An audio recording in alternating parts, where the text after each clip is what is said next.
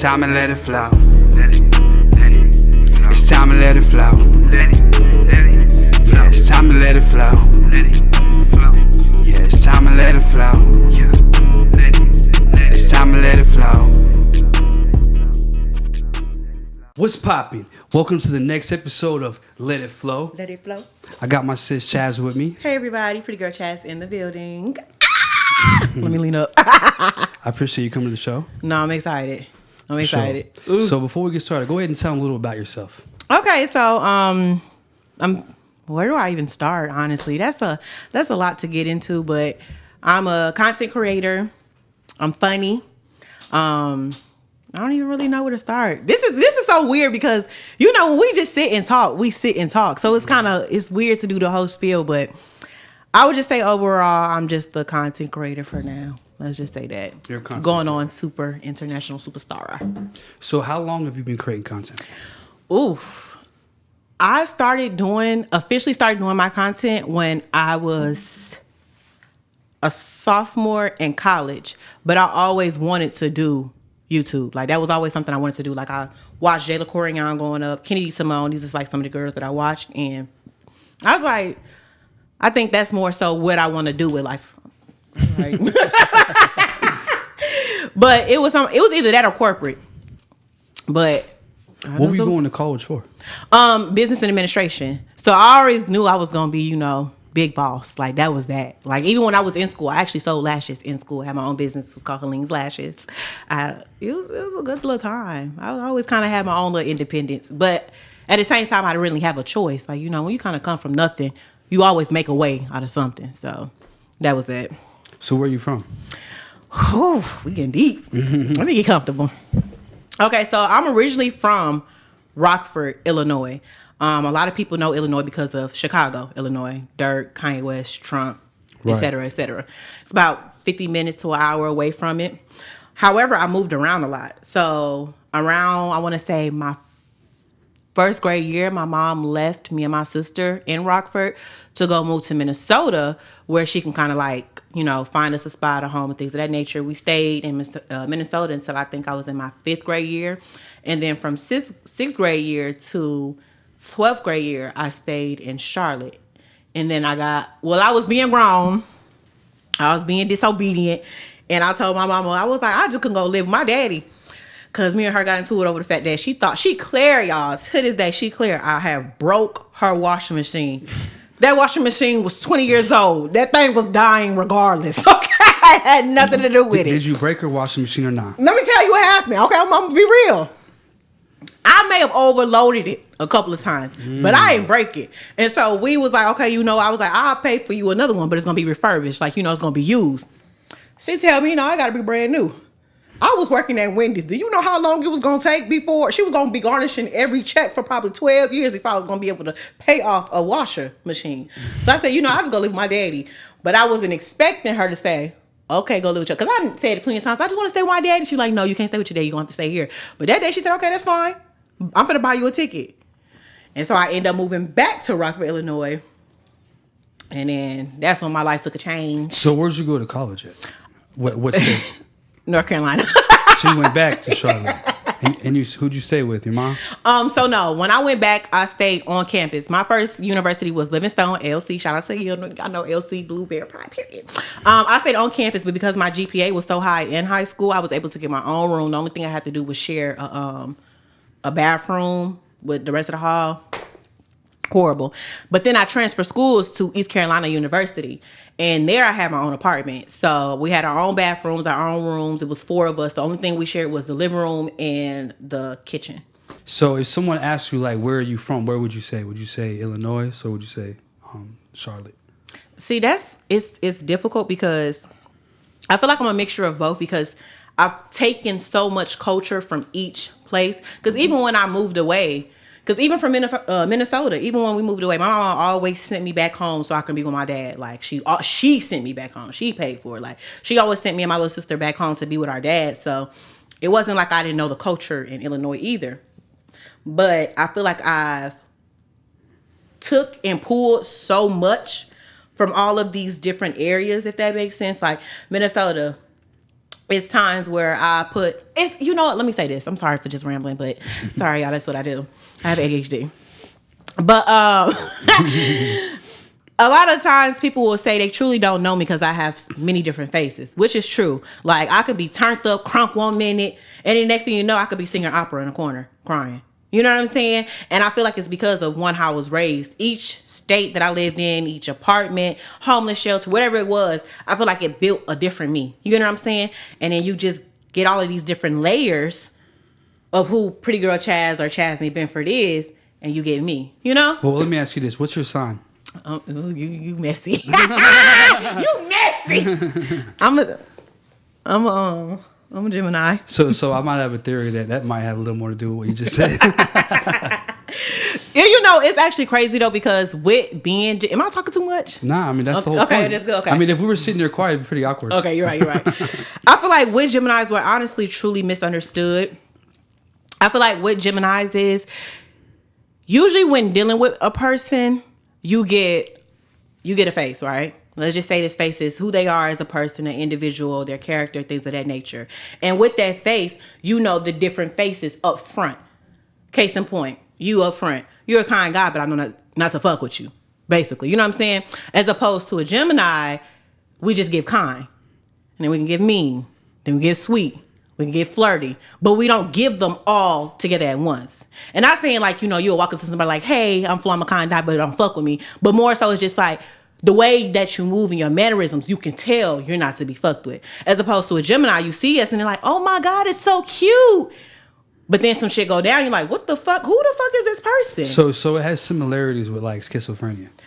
Yes. Yes. Wow. That's bad. But no, seriously, Dang. yes. No, Naturally. actually, I'm going to be real with you. And I think what it is though is because with Geminis, we have realized that the world is not really black or white. It's so much in between. So depending on the person that I'm dealing with, I'm able to mirror that person. If you're sweet to me, I'm sweet to you. I don't have a reason to present you an evil side of me or a bad side of me because you sweet to me. We cool. Whenever you're a bitch to me, I'm gonna be a bitch to you.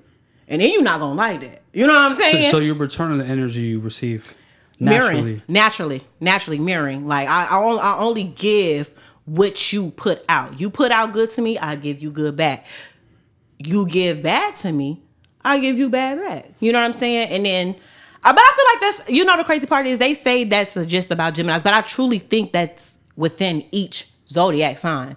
Like if you look at the characteristics of a person, you know, naturally you're going to be sweet to a person that's sweet to you, or mean to a person that's mean to you. I just think the difference is it's within the mannerisms of how a person is. Off top, you're a Taurus. I know that for a fact. Your wife, she's a Leo. Fiance, sorry, wife, same thing. The way y'all move, y'all mannerisms, it shows. You know what I'm saying? Off top, people will look at y'all and be like, okay, not to be fucked with. But then they'll see me, and I'm just so free-spirited, having a good time, having a ball. I'm gonna fuck this plan up. No, but they'll see me having a good time and a ball, and they just be like, oh, she's fun. I ain't got nothing to worry about her though. She's just fun. She's a fun time. And then it's like, wait, she can have a real life conversation. Oh, she's smart. Oh, she done been through this? That's her story? Oh, she not to be fucked with. Then it's like, this bitch kind of bipolar. Like, who is she? And the reality is I'm only who I feel like I can be with you. You know what I'm saying? Whoever I feel like I need to put on or show that face or show that personality, or I feel like it depends on each person and situation. On the environment you're in. Exactly. Yeah. Facts. There's something wrong with that. Yeah. I think it's like code switching. Like, you know how the way that you would act in front of your friends is not going to be the same way that you probably act with your grandmother at home. You know what I'm saying? So it's just. But some people are though. That's the thing. Pretty typically. That's true. Some people go to a business. Like, that's how I am though. Honestly, I'm the same every time. Facts. I could be chilling with Biden. I'd be like, what's up, bro? Facts. You know what I'm saying? Facts. Like, I'm not going to be like, Mr. President. You know, I'm going to be like, what's up, man? You know what I mean? Like, I feel like, too, it can kind of come down to, how do I put this? Because I don't want to say this without, I want to say this, but I don't want to sound like bad when I say it. But I think, once again, it's just about that upfront face. A lot of times too, I feel like with Geminis, and I hope this is not just taking over with the conversation of zodiac signs, but a lot of times with Geminis, at least with me, I know for a fact, I internalize a lot of how much of I feel because I'm scared to get too much at once. You know what I'm saying? So it's just like, okay, let me check the room. Let me see how you is when I'm at my level 1. Cool, you cool with that? Let me see how you at my level 2. As opposed to you or, anybody else, y'all probably come in, this my level 5, you're going to get a level 5. If you don't like the level 5, fuck you, it is what it is. You know what I'm saying? Yeah, because I was about to say it. For me, as a Taurus, it's like, I'll give you level 1 and that's it. And unless it's not gonna be level 2, 3, and 4. It's either there's that's only one level. It's either there is no level, I'm just not messing with you, or I'm just being fully me. Because I will walk in the room, but I'm not feeling the vibes. I'm not really I'm gonna be on level 0. Yeah, you know what I'm saying that's my mom. Yeah, she's a Taurus. Oh, she is. Yes. Okay. Heavy on that. Who she walked in as is who she's going to leave as. Yeah. And that's who she's gonna come back as. And that's just that. So yeah. Yeah. So let me ask you a question. Are you single? I'm scared. I don't want to break no hearts. But I am talking to somebody right about now. Okay. So for a lot of the time I've knew you, though, you have been single. Right. So I have a question. So what are the struggles or what do you think it's like to be single in this generation? It's scary. I think it's scary because in our generation, I know people is finna come for me. They finna be in the comments dragging me, but I don't care. We're in a generation where we were taught where women don't need men and men don't need women. Yeah. Like straight up. And I think that's the dumbest shit the fuck ever. I mean, do you think that's true or do you think it's just perception that they have? I think it's perception because people will rather project their feelings onto others and form this global opinion of what is instead of just fixing what the fuck needs to be fixed. The reality is we were all placed here to be loved and to love. And I'd be damned. How many people is on this earth? 8 billion? I think so, yeah. 8 billion. I'd be damned if there's 8 billion people on this damn earth and ain't one for me. Okay? And so we in this society where it's just like, if you single, turn up, have fun, don't worry about these niggas that are dying. And it's true. Like, don't make your life or your life a mission of just finding love. That's not what we're here for either. But at the same time, don't just be out doing any and everything without a purpose. Move with a purpose. If you're talking to a guy, it's usually to date the guy. And then from dating the guy, it's usually to marry a guy. And I know in this generation, a lot of people don't really care about marriage or whatever the case may be, feeling like, marriage is not something that solidifies a relationship. And I respect that. But at the end of the day, I'm not talking to you for 8 years to be just that. It's levels to it. And even if it's, slow movement, if people are okay with the slow movement, that's fine. But the moment that we are just here, and we're no longer moving, it's pointless. So I feel like this generation, the music, entertainment, social media is teaching people false reality that, and don't get me wrong, I think being single and finding time to learn yourself and appreciate yourself and court yourself and date yourself and also find out what you want in life. Because at the end of the day, being single has been fun for me because I've been able to say, you know what? Try that type of guy. I don't want that guy no more. Try this type of guy. Don't want that guy no more. You know what I'm saying? That's the point of dating. That's the whole purpose. Exactly. What's supposed to be the purpose. Exactly. And that's been fun. I've learned so much even just about me because it wasn't just always them. Even though they probably done cheated and did me in, it was certain things within myself that I still needed to learn about myself that was wrong in the doings of that relationship, such as staying for as long as I did or not paying attention to the signs. But the issue that I'm having with society is they're telling people, it don't matter if you find this guy, if he ain't making this amount of money, don't be with him. But you not making that amount of money. The fuck is you talking about? No, right. I've been seeing a lot of stuff about that. It'd be like they'll only date someone that's rich, but they're not rich. And listen, let me make this very clear, especially to my black community, because I know how they be on this topic. I am not saying that black women that are not in their prime should have to settle. I'm not saying that at all. Because at the end of the day, if you want to go for the damn stars, go for the stars. But just understand that the stars doesn't necessarily mean monetary things. You can be in the stars and be on a cloud with a guy who's a bus driver, with a guy that's, who works at a call center or is in tech or things of that nature. And if you feel like that's not for you, then that's fine. This conversation is not for you. But if you have a doubt in your mind that's saying, you know what? I know I do this. I know I do that. But I just want real, genuine love. Go ahead and find it. Do that. But then that gets tricky too. You want to know why that gets tricky? Why is that? Because a lot of times when a guy is down, he dates the woman that he needs. But when he's up, he dates the woman that he wants. And when you're no longer that woman that guy needs, you know what happens? He leaves you for that woman that he wants. And so that's where things get tricky. And I think that's why, though, society is telling girls not to, mess with the niggas. And why did I bleep out broken, not bleep out niggas? But I think that's why society is telling, young girls to just date men who's in their prime. And then once again, if that's what you want to do, girl, I'm not complaining. Do your big one, okay? Do your big one. But I think that's why. I genuinely think that's why. Do you feel like it's possible, like for a rich person to find genuine love with someone who's broke? Male or female, it don't matter who's the rich person. Do you feel like you could find true love that you really need that person with someone who's broke? I'm going to tell you why. I think after a person with money who had money for a long time and done a lot and realize that money doesn't really fill your cup. It just patches up the things that you want to kind of forget about or move forward or, block out. And you're looking for true substance. You'll realize that honestly, when you're looking for love, it's not even about the money. Once again, it's just about the heart. So what you're saying is that once you've had money for a while, you realize, but a lot of people haven't. Exactly. They just got rich. Or they've been having some money, now they're rich. Mm-hmm. Do you feel like they can really truly love a woman or man who doesn't have anything?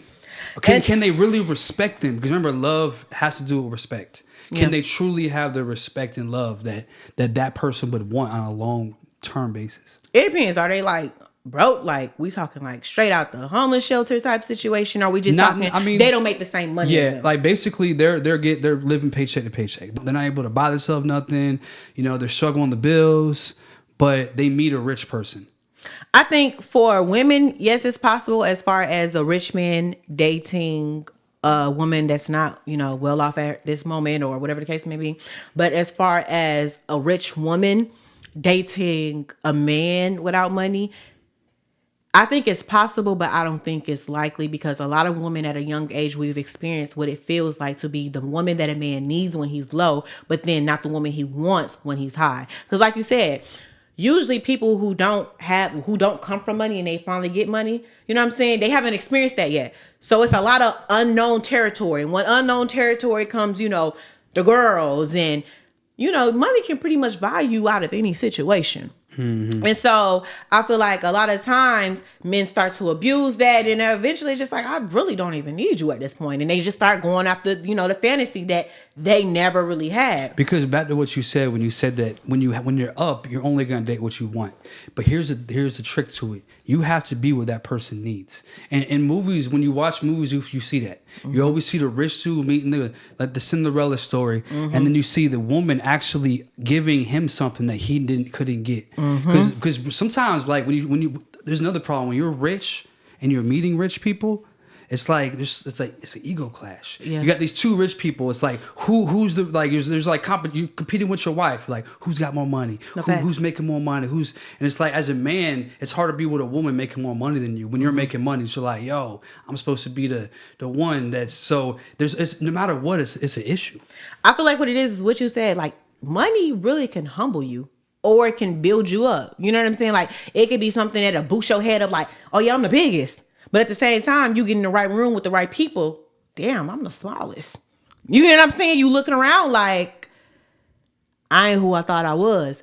And I feel like when it comes to relationships, 9 times out of 10, I know a lot of times women don't want a guy who feels like he's in competition with her because, that jealousy and things of that nature. And then sometimes men don't want to be with a woman that makes more money than him because truly, I really just believe it goes back to that need and want situation, right?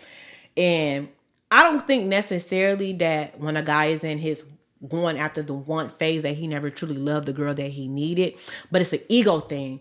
You're always going to look at me as that scrub who needed you in their mind. You know what I'm saying? And I'm always going to be that, and that's more so for a younger man mentality. Younger don't really understand the importance. Yeah, because I feel like back to what you were saying before, you were saying that like people who have money might be like, oh, I just want love. But the people who are just getting the money, they don't really understand that shit. I mean, they may, but in most cases they don't. That's because when you ain't never had something, you thinking once again that grass is green on the other side. So you got this mentality like, oh, I'm finna get this money.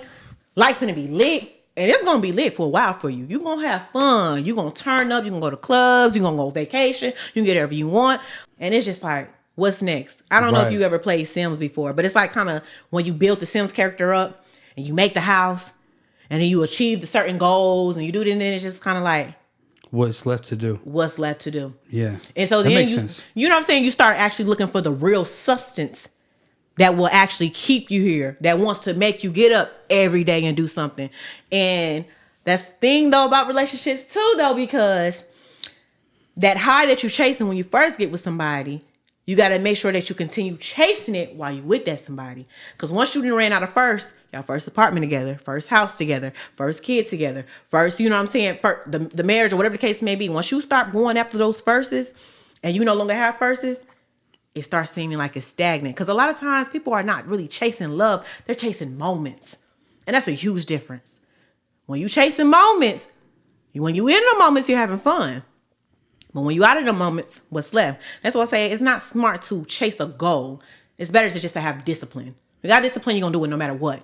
Good, bad, raining, sun, whatever the case may be. We got discipline. You're just going to do it because you know it needs to be done. When you're chasing a goal and you decide, I don't want that goal no more, I'm not going to do it. Or I didn't reach that goal before. Or you know what I'm saying?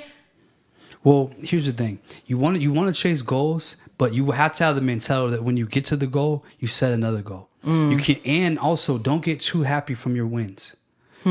Because when you get too happy from your wins, everything's a letdown. You know what I'm saying? When you get too happy from your wins, sometimes it distracts you from further wins. You're like, oh, I'm happy here.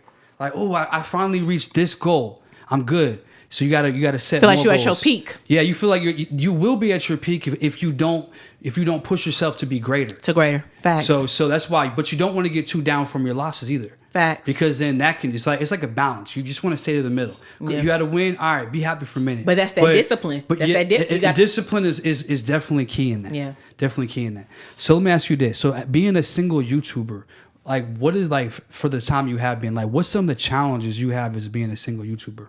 Content. I feel like when I first came into the YouTube industry, you know, it was about couples. Everything was couples or family, things of that nature. And I was not a couple. And so we basically put me on the formula of just making myself a couple or, you know, a crush more so I would say than a couple with just anybody. Right. And for the moment that worked. But for my name, not so much. I got called hoe, slut, didn't know what I wanted to do, you know, ran through, didn't even have sex with these guys. It was only really one guy on YouTube that I was actually with. Now, let me just say this, though, in defense of my name. The crazy part, though, about dating is that is how dating works. You will go through multiple people. And I'm not the type of person that's going to wait 7 months to move the fuck on. I don't got time for that. You want to leave, I want to leave, we done, that's fine. Once we done, we say we done, I can move on. You know what I'm saying? But because YouTube was at that point where it was like couple, I always have to find myself trying to work with somebody on somebody else's schedule. And, you know, I would say even for you having your YouTube channel and your couple channel, you understand that when y'all in the same house, y'all got to usually have the same goal when it comes to that business. We're going to get up, we're going to run these videos, we're going to do this content. It's going to be fine. One person editing, one person doing a thumbnail. You know what I'm saying? All that fell on me. I have to do every single dang thing. And it made my drive harder. Because I'm just like, well, if I don't do it, it's just not going to get done. You know what I'm saying? But it also burned me out because I was doing everything. And it gets to a point where you're just like, I'm doing this. And you start thinking, okay, what am I doing this for? I didn't hit 100K. Okay, cool. That's why I said the goal thing for me, it's definitely different for everybody. The goal thing for me didn't really work. I just needed discipline, straight discipline. You know what I'm saying? With a goal. Let me say that with a goal. Because at the end of the day, you don't want to just do nothing without no purpose. Because after you hit the 100K, it's like, all right, now I got to get 1 million. Exactly. Or now I got to make X amount of dollars this month. Exactly. I got to get this many views this month. So and it's peer pressure. Because don't nobody want to have 100K, 200K, and them views ain't matching up too. I don't care. I said subscriber count don't matter for shit if the views don't matter. I'd rather have 10K subscribers and I'm getting 500,000 views than the other way around. Because the views make you money. The subscribers don't make you no money. Exactly. Exactly. Facts. So being single, it's hard to create content because, like, you know, me personally, I have my own channel, and I'm over talking to the camera. It's like you can only do so much of that. Like when you're in a couple, it's two different personalities. You got things going on. So I was thinking that would be hard to like really find success as a single YouTuber in the climate of YouTube right now. Yeah. But I feel like it's changing a little bit. It's definitely changing. That's something I will say. Like, well, like you said, like, you know, the two different personalities being able to kind of take control, even just giving different narrative and perspective. At the end of the day, nobody wants to sit and watch me talk for 8 minutes, but they'll listen to you talking for 4 and listen to Princess talking for 4. You know what I'm saying? Going back and forth. Exactly. Yeah. But like you said, we are in the times that things are changing, but I also feel like YouTube is now changing to a lot more type of productions, which is good. You know what I'm saying? Which is good because we are getting older and certain things that we don't want to do anymore, you know, we can actually achieve these because that's what the audience is watching. But it's also bad because you got to think when we started YouTube, I could set that camera up over there and run a video and make good money off of it. Now we really have to spend money into it. And that's not bad because at the end of the day, you know, you got to spend money to make money. Yeah, but it was a time where we really didn't. All we needed was a ring light, a camera, and some bomb footage and the right person to prank. And we was making money. Right, that's true. And so it's definitely changing. It is definitely changing, but I'm just trying to tell myself once again, discipline yourself and find that discipline. And then within that discipline, of course, your goal will come. Yeah. But just have your discipline. You know what I'm saying? Yeah, discipline is very important. So let me ask you something, because you've been asking something all this time. What do you feel like will be the outcome for being on YouTube for you? What do you really want to achieve? Well, that's a good question. I think that every channel has a different goal. So I feel like with like this podcast, I want to actually reach the world in a way, kind of open their mind to some things that, and there's a lot of other podcasts out there, but I just feel like me personally, I have a good perspective. I'm very deep thinking. I want to bring people on the podcast and kind of break it down and kind of, I feel like the world is very closed-minded. We watch the news, we watch all the stuff that's going on, we watch social media, and that's all we know, and we believe that stuff, you know. And I feel like it's time for people to kind of open their mind. I feel like the world is shifting into like a not the woke. Like there's different, like the woke. I'm not talking about that. People are becoming awake. Yeah. And they're becoming awake, and they're realizing that there's more of the world than what's shown to us.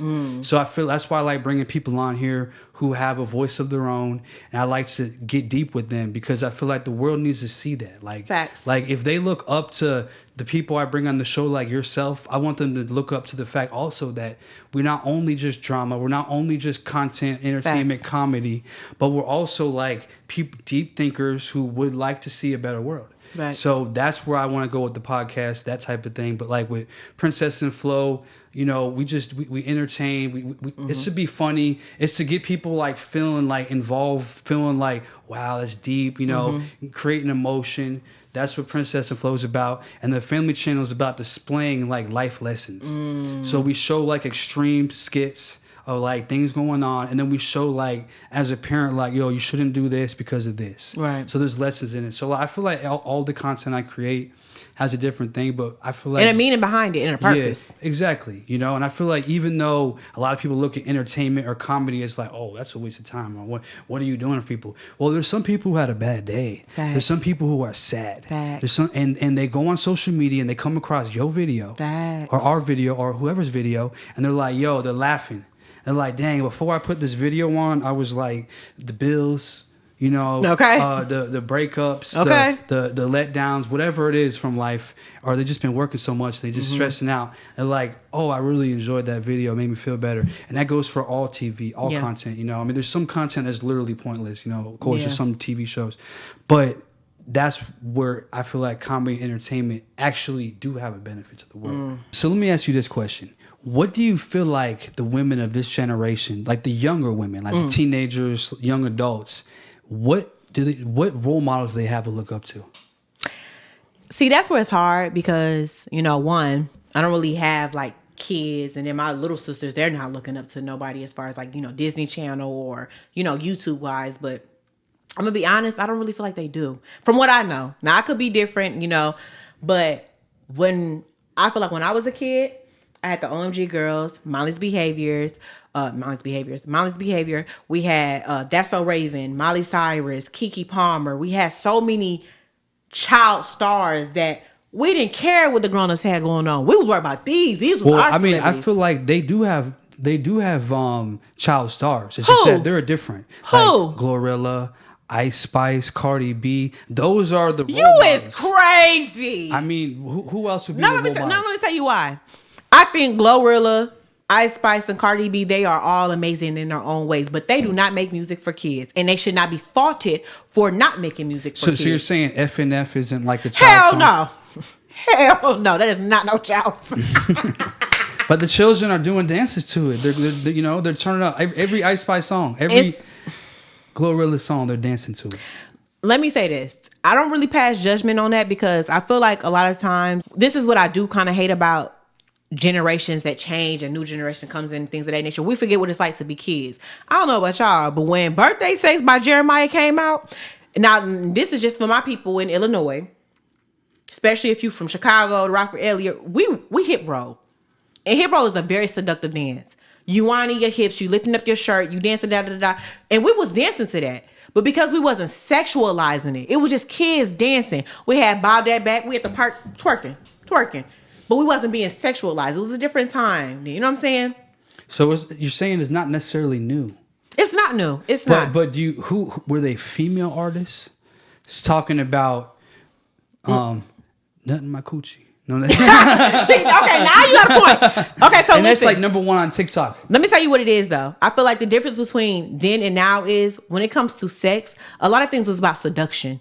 And it was alluding to what was happening. Don't get me wrong. You had some songs that would just straight up say what it was. You know what I'm saying? But for the most part, it was talking about how the woman got to her peak without saying she had an orgasm. Right. You know what I'm saying? It was more artistic. You know what I'm saying? So now you listen to a song, it's fuck a nigga, fuck a bitch, put a bitch in a headlock, then I'm gonna fuck that bitch. Yo, facts though. And so I think that's what's missing in music today is the poetry side of it.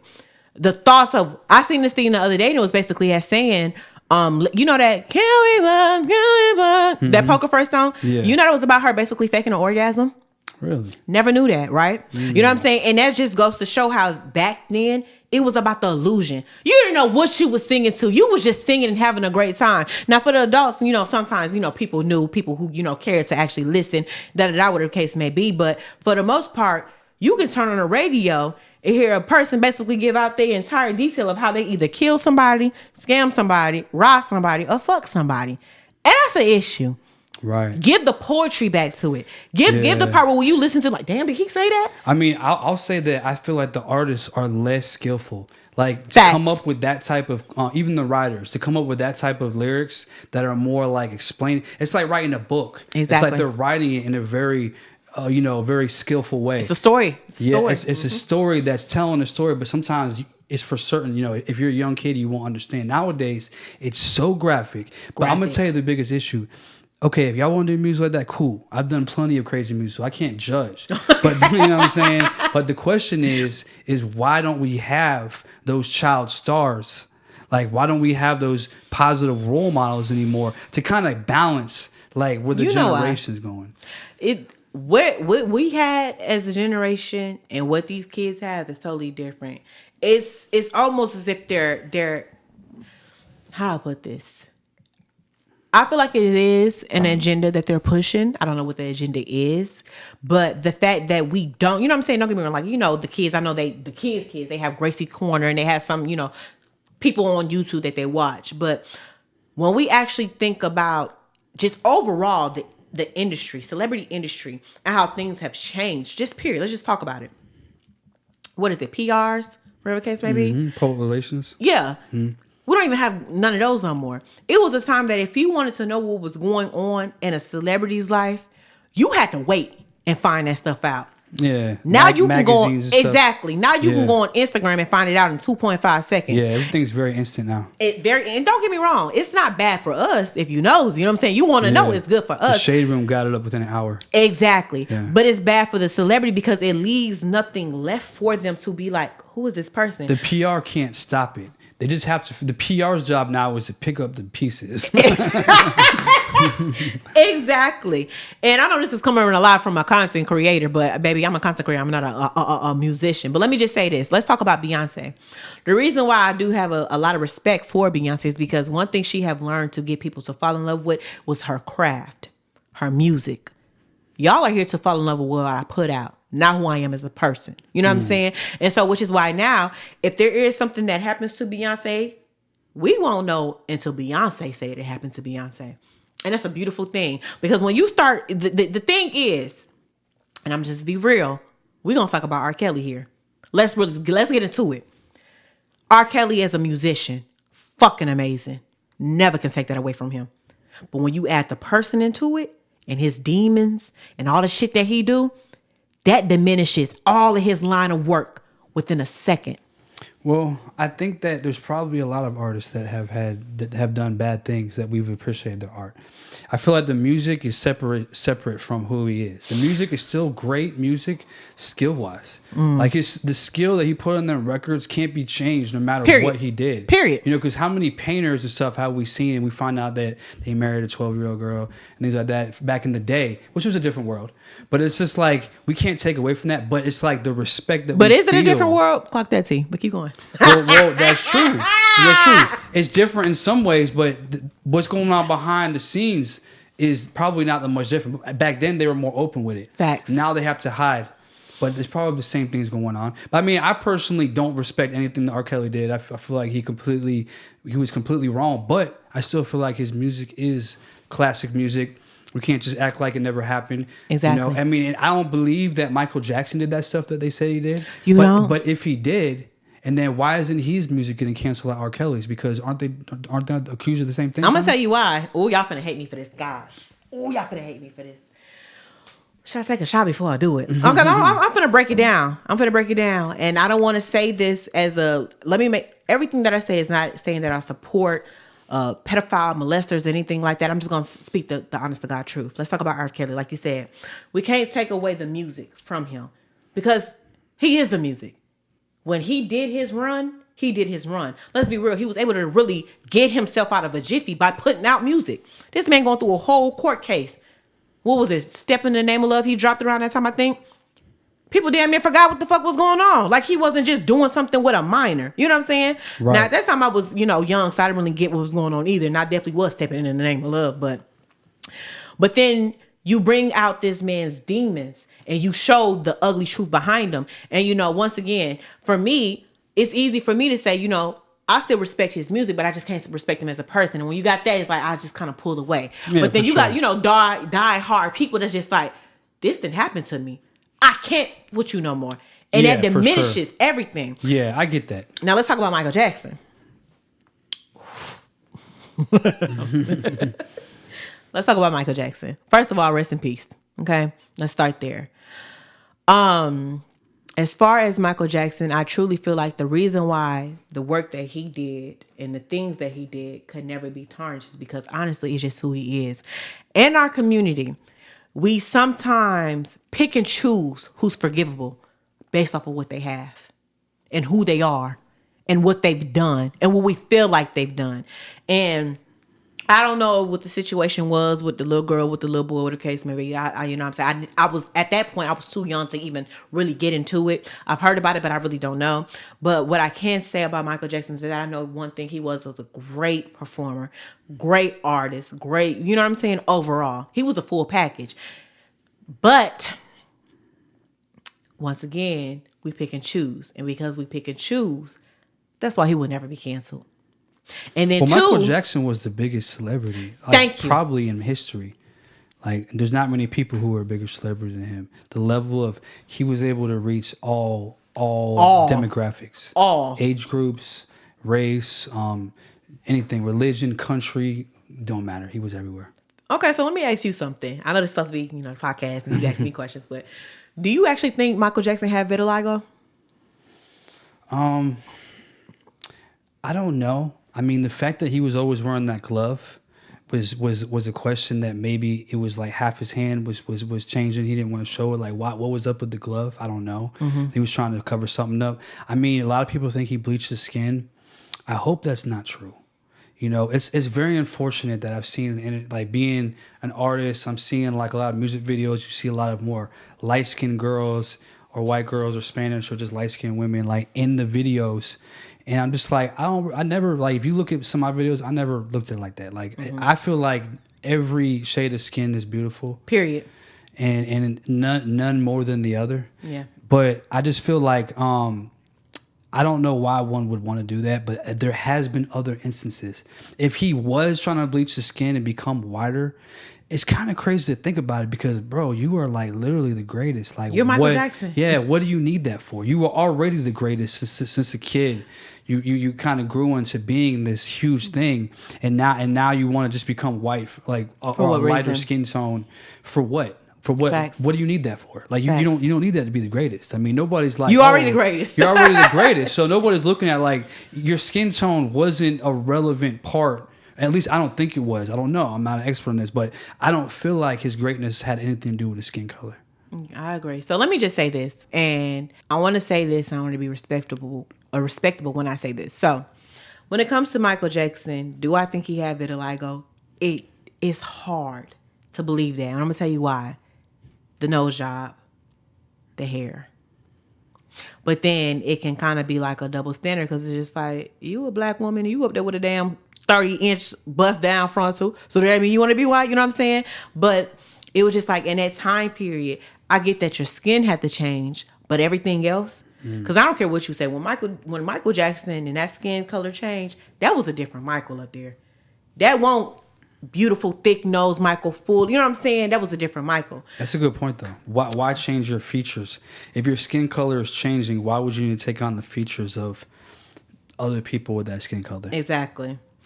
That's a good question. I would say this. I never actually thought about that. So you just said that. And I think that's why when it comes to the vitiligo situation, that's why people are on the fence about it. Because it's just like, you know, we get it. If you got vitiligo, Michael Jackson, we get it. But why did you change your hair? Why? You know what I'm saying? It's like everything else is just like what everything that followed after that was like, why did you have to do that? So it's like, okay, did you just want to be white? Or did you really just have vitiligo? But then again, who knows what demons he was fighting when he had to change his whole skin color? Let's start there. You know what I'm saying? If you're a person. What would make you want to do that? I mean, I'm assuming that he felt like that would further his career, but it's like, bro, you're already, why would you need that? Like, you're already the greatest. You're just like, and that goes back to what we were saying about goals.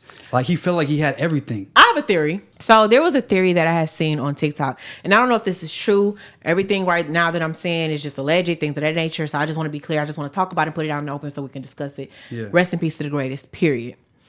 There was said that he was in love and groomed by Diana Ross, right? By who? Diana Ross, okay. Right? And that he was in love with her. Things of that nature. And that's fine. I think that's a beauty. You know what I'm saying? No, now the grooming part I don't know about.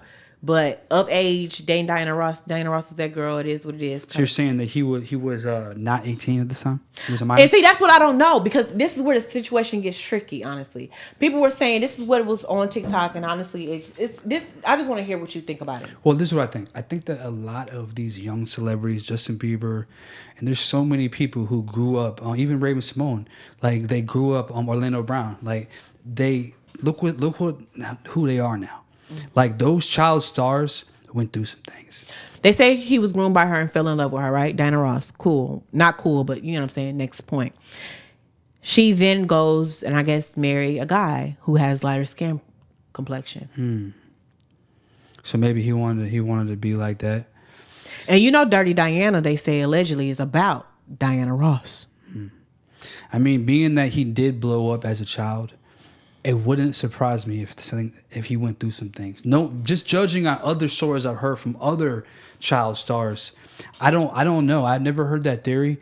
I think that it's sad. It's really sad. It's sad what they do to these child legends. And this. Let me just be clear. This is legend. I don't know if this is true. Yeah, I have at the end no of the idea. day. So let me just put that out there. You know what? Hold on. Should I even say that? No, I mean, Should I even say that? I mean, there's nothing wrong with putting out theories out there, like, because we both agree that we don't know the truth behind it. Yeah, I don't know the truth behind it, but I don't want to just be putting it out there and motherfuckers be like, oh, she just putting out shit that she don't know if it's facts. You know what I'm saying? Well, I mean, it's okay. I mean, we can't prove that. There's no way to prove that because he never came out and said it. Mm-hmm. It's just a theory, you know. It's something to think about. So let me ask you something else.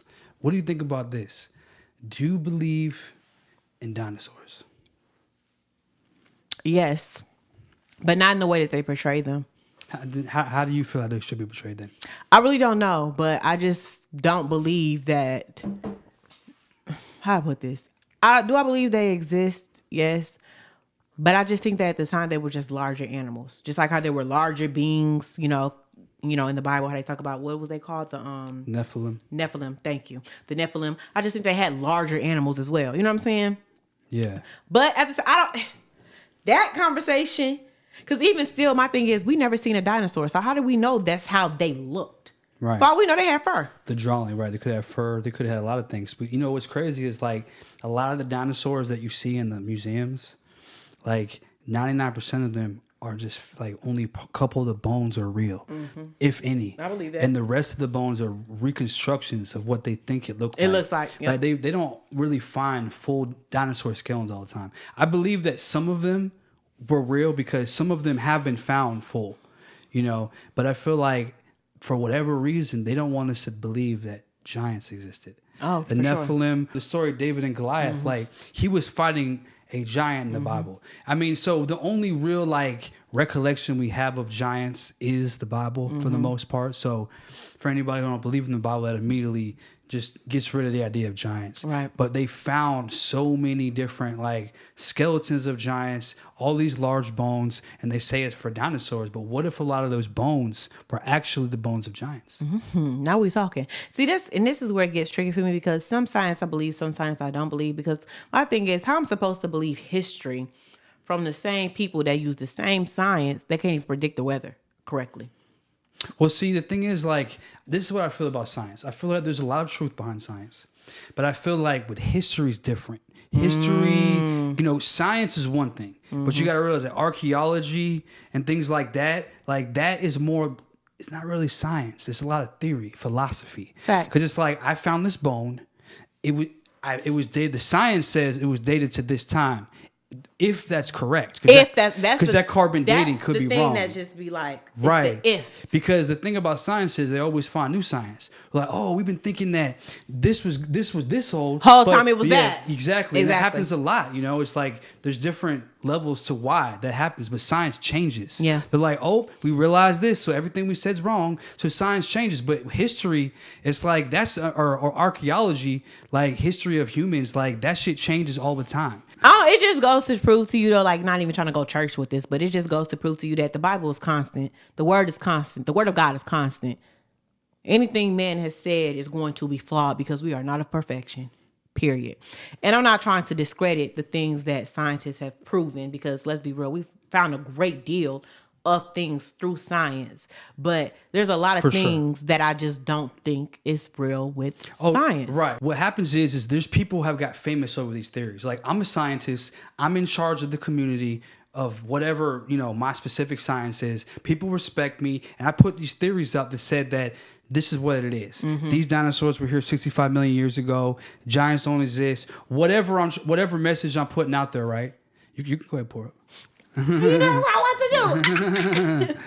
But they put that out there, and it's like, if they were to come out and say, hey, I kind of think that maybe some of those dinosaur bones I found, they might have been giant. They might have been human giants, femurs, legs, and things like that. But we don't want to. If I go back and say that's true, then the reason you respect me is now gone, because you respected me because I had this theory going on. Right. I said this, and if I change everything, and then you got to look at me like, well, everything you said is wrong, because everything, all your life work was based on that. Facts. That simple theory that you came up with. So, or do you think it's one of them situations where they chasing a fantasy, but they already know the reality? Case in point, let's talk about cancer. They have the cure for cancer. period.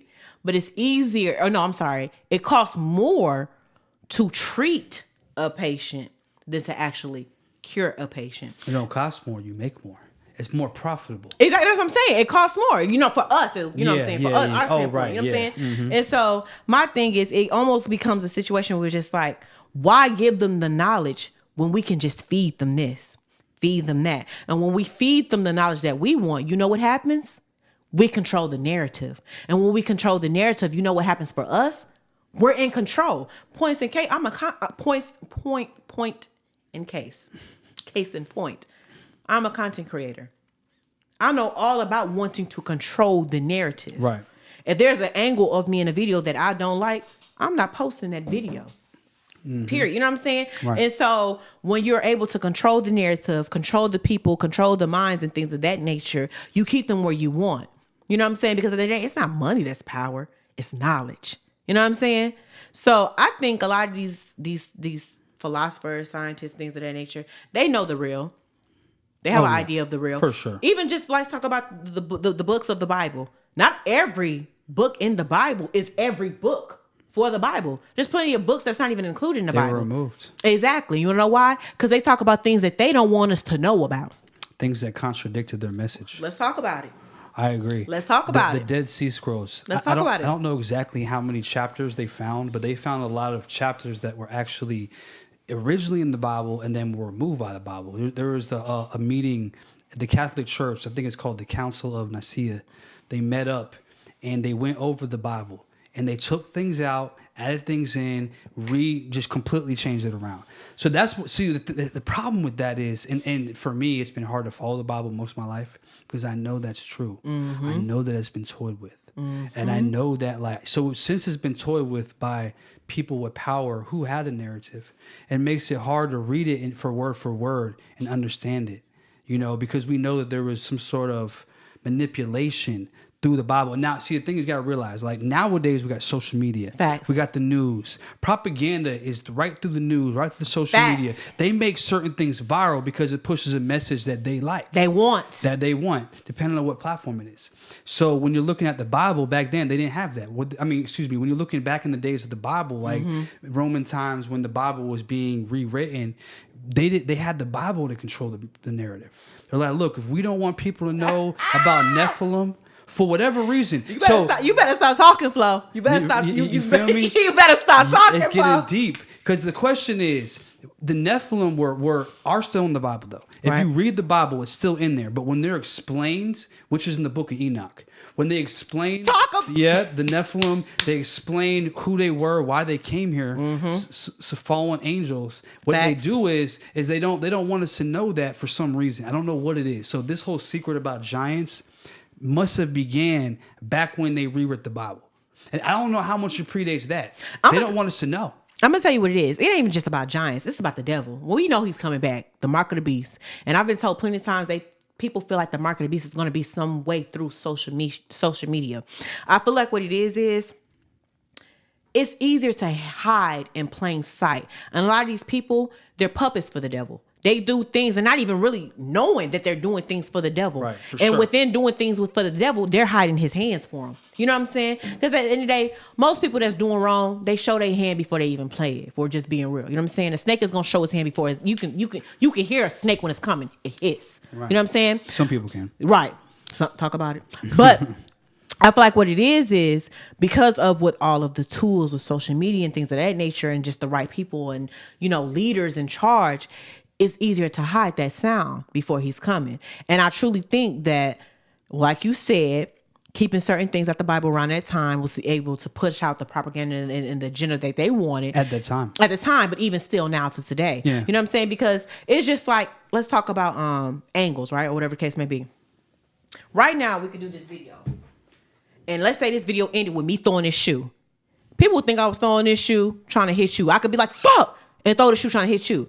Whole time, if you play the video longer and you keep extra footage for 10 more minutes, you could see it was probably a big ass spider coming down. But because that part was missing, we don't get the full message. Exactly. And when you don't get the full message, you don't get to hear everything. You know what I'm saying? And so, like you said, it's hard for you to follow the Bible because when you don't have the full message, it's so much that's taken away that actually makes the bigger picture of it all. Exactly. So since they removed those chapters in the Bible, it makes it that I feel like there's a message missing. In it. For sure. I mean, I'm not an expert on it. I should study it more, but I feel like there is a missing message. Yeah.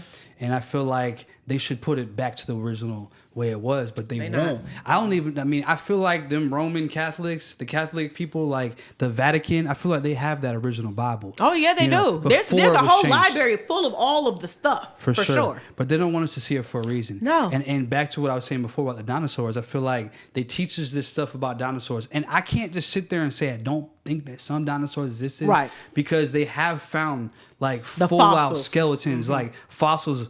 But I feel like they've used that narrative to push this narrative that there was never giants, and that if you find a big bone, it's a dinosaur bone, period. And it's a cover-up. And they don't want us to know, but why do they not want us to know there was giants? What the hell does giants have to do with anything? Like, what does that change? If we were to know there was giants, okay, there was giants. Who fuck cares? So that's what makes me wonder, like, what else is going on? Well, what else is going on? And not only that, have you ever heard of inner Earth? We talking about the hollow earth theory? We can get into it. Hollow Earth. We can talk about the hollow earth theory. So what do you know about it? Let me just say, I just do believe that in is out. Okay? And I do believe that in the middle of the core, it's not lava or whatever the case they say that it is. I didn't pay attention in school. I'm going to be honest, okay? I don't even know how I graduated. But anyways, I truly believe that in the inside, there is smart intellectual beings. Because let's be real. When they said they went to the moon, I do believe outer space, there's, different stuff that we can actually get into. But of course, we're not going to be able to do it or see the day to do it. But when they went to the moon, it was nothing out there but craters. Okay? You know what I'm saying? On the moon, right. Well, that we know of. But why can't we get to the bottom of the ocean? What is down there and in there that's going to take... And I really think it's in the ocean somewhere. It's somewhere in the ocean. I don't know, Aquaman or whatever the case may be. Okay? Little Mermaid. But it is something in that ocean that we are not supposed to see. Well, let's look at this. Let's break it down like this. Let's break it down. The original humans that we know of, we know that humans started in caves. Cavemen. Facts. It's pretty common knowledge, right? Right. Cavemen. But do you know what caves do? They go deep in the earth. They go underground. They go in the water, and they go all the way down. So what if... the caves are literally where the people came from. They came out the cave. Let's say that what is it called? What is the word? Garden of Eden. Mm-hmm. What if Eden is inside of Earth, and life started in Earth? And when they came out as cavemen in the cave because all they know is caves. They came from the cave. They're cavemen. A whole civilization of cavemen.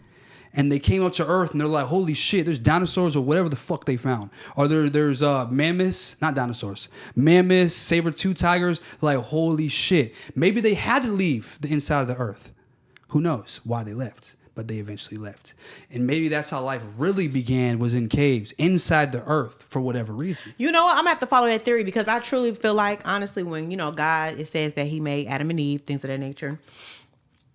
It could have been a situation where they was in that inner earth, and that inner earth was heaven. It was beautiful. It was a sanctuary. Just don't go and touch the forbidden tree. You know what I'm saying? Don't go over there. So what if the forbidden tree, what was the tree called? The tree of knowledge? The tree of knowledge. What if the tree of knowledge was outside the caves? I think so. And I think if we're following this theory, right? We're following this theory. It could be a situation just like, you gonna eat that tree, and when you eat that tree, you got to move civilization from here to out there. You know what I'm saying? Because the reality is, we already know that our days is full. It's promised full of days of troubles. We're already in hell. Who's to say, like you said, that could have been heaven. They just took us to hell. Now we're living on hell, trying to figure out our everyday life. Our everyday this, you know what I'm saying? So I want to get back on this subject, but I want to bring something else up because you just brought up a subject I want to talk about. I believe that heaven and hell is right here on earth. And the way you live your life determines the decisions you make and the things that you decide to love and hate, and the way you decide to carry yourself will determine whether you're living in heaven or whether you're living in hell. And in hell, and it's a thing like someone could die. Right. And it could be hell, but it's a part of life. Like you live in heaven, you live in hell. You can't only be in heaven. Because things are going to happen. Right. You're going to be pulled down from heaven and be like, damn, I feel like I'm in hell right now. And in all reality, it literally could be true that the concept of heaven and hell isn't something that happens when you die. It's something that happens when you live. Shit. Okay, so let me just say this. I agree with that theory to a certain point. I definitely believe that at the end of the day, of course, we know at this point we have free will. We have free will to do what we want and make the decisions that we want. And whatever those decisions are was going to lead us to what's going to happen in our afterlife, right? Whether that's hell or heaven. Now, I do believe, like you said, it's still a playground for hell in heaven here as well. Because we know that at the end of the day, the devil's here. He's working. But we also know God has our back here as well. You know what I'm saying? So that's where it gets. So what you're saying is that they both can be true. Yes. That the idea of dying and going to heaven and hell can be true, and life on earth. My personal belief is that when we die, we come back. We're reincarnated. Reincarnation. So if you have bad karma, like if you live a bad life, you're just a bad person. You lived your life in hell. You treated people bad. You didn't have any good morals. You could be born as a cockroach on the ground. Or possibly you could be born as just somebody who has a very unfortunate life. Those people who just go through really tragic shit young. Right. You're like, why did that happen? They didn't deserve it. What if it's because of things they did in their past life? And see, I'm not going to say that that theory is absolutely false because it actually makes a lot of sense. You know, you reap what you sow. Yeah. And so I'm what I'm getting from what you're basically saying is the things that you've done in the past is now showing in your new life, right? More or less. Oh. So I can get that. But for me, my theory is more so we're placed here as a trial period, right? On this trial period, we now have good and bad, yin and yang, right? Beforehand, it was just more so before they bit into the, the knowledge and things of that nature, everything was perfect. But once again, even with that, a lot of people, like I was having a conversation with my mom, she was just like, if God is all knowing and he knows everything, why would he place that tree there? It's always been about free will. So you think it was a test to begin with? For sure. Because my thing is, would you want to serve a God that only made you just to serve him? Not even give you the choice? Now, if you want to go to hell, that's fine. But I'm going to let you, that's your choice. You know what I'm saying? It was always just about free will. So you know what? Let me do this. Okay, fine. Y'all failed the test. Let's make some things shake. Still love y'all. It is what it is. Da da da. So I truly feel like we're told in the Bible, our days is going to be filled with trouble. It is what it is. Because after this day, we now have the devil on here. And we know with the devil, he's here to steal, kill, and destroy. Things of that nature. And he's not coming as of this mean, aggressive guy. No, he's coming in everything you want. You want to get a job at the moment and you broke? Cool. Go sell that crack. You going to make you some money. You looking for a temporary Band-Aid? You going through some stuff? You don't want to smoke weed? Go hit that vape. You know what I'm saying? So let me ask you this. What is his ultimate goal? His ultimate goal is to take us from where he once was. You got to think this was a man who had the beautifulest voice, could sing. And we're going to get into that later because let's talk about what we're listening to. Okay? But let's just start here. You got to, that's like me being God's, I'm God's right-hand man. But because I was so jealous that I couldn't be God, I get myself kicked out.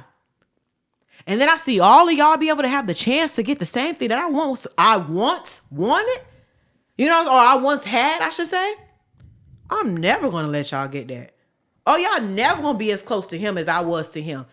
So it's jealousy. Oh, it's for sure jealousy. It's jealousy because not only can he no longer be close to God, or he can't be God, but he can't even be close to God. And y'all do. You know what I'm saying? Just let's just put this in terms of just stuff people understand. We was on the field kicking it together. I've been here before all these people been here. And you let these imperfect, flawed people be able to come up there and know you and have forgiveness? Oh, no, it ain't going down like that. So, you know what I'm saying? Even about that story in the book. Who was it? It was a story in the book in the Bible where the devil went up to heaven. He told him, I'm going to break him. Oh, I'm going to break him. God said, if you can break him, fine. He went and destroyed that man's family, took away his cattle, his And farm. What was the devil told? Yeah. Devil told God. Devil told God, I'm gonna break him. Basically, And that was one of God's. it was one of his people. Servants. Yeah, I forget the name. Been drinking a little bit much. You know what I'm saying? But he went, destroyed his farm. You know, back then, you know, you had a little farm, little cattle. You know what I'm saying? You big stuff. Family got taken away and everything. So he took everything away, then offered him everything he wanted. Not even just that. He just took everything away from him. And he thought that he was going to curse God's name. God, why? He praised God instead. Kept his faith stronger in God. You know what I'm saying? And so this is why I say I don't think that I'm not gonna say I disagree, because I can actually see your point, but I truly just feel like we're in a place where the devil is gonna do whatever he can. So it don't matter if you 2 or 1, you're gonna come into this world and the devil's just gonna attack from gate. I'm gonna try to break you down as soon as I can. Is I'm very curious about what the devil's true goal is, because let's just say that our souls do reincarnate and we just come back to Earth. Over and over. And if his goal is to end mankind, let's say he just wants to end mankind and he wants to have all the souls. He's pulling them out of God's cycle of reincarnation and he's bringing them to another realm. Because when you're selling your soul and you're giving your soul to the devil, he now owns your soul and now you don't get reborn. Okay. You're no longer reborn, because your soul is now a part of a different cycle, whatever the devil's cycle is. It could be in hell or whatever. I mean, it's just that's just my belief. I don't feel like we go to heaven when we die. We don't. And so where do we go? So this is what I just understand. We're not going to really truly see heaven, because what people don't even understand, even just with angels, everybody just think it's a bunch of babies with wings. There's levels to these angels, and they ain't baby with wings, baby. We got balls of eyes.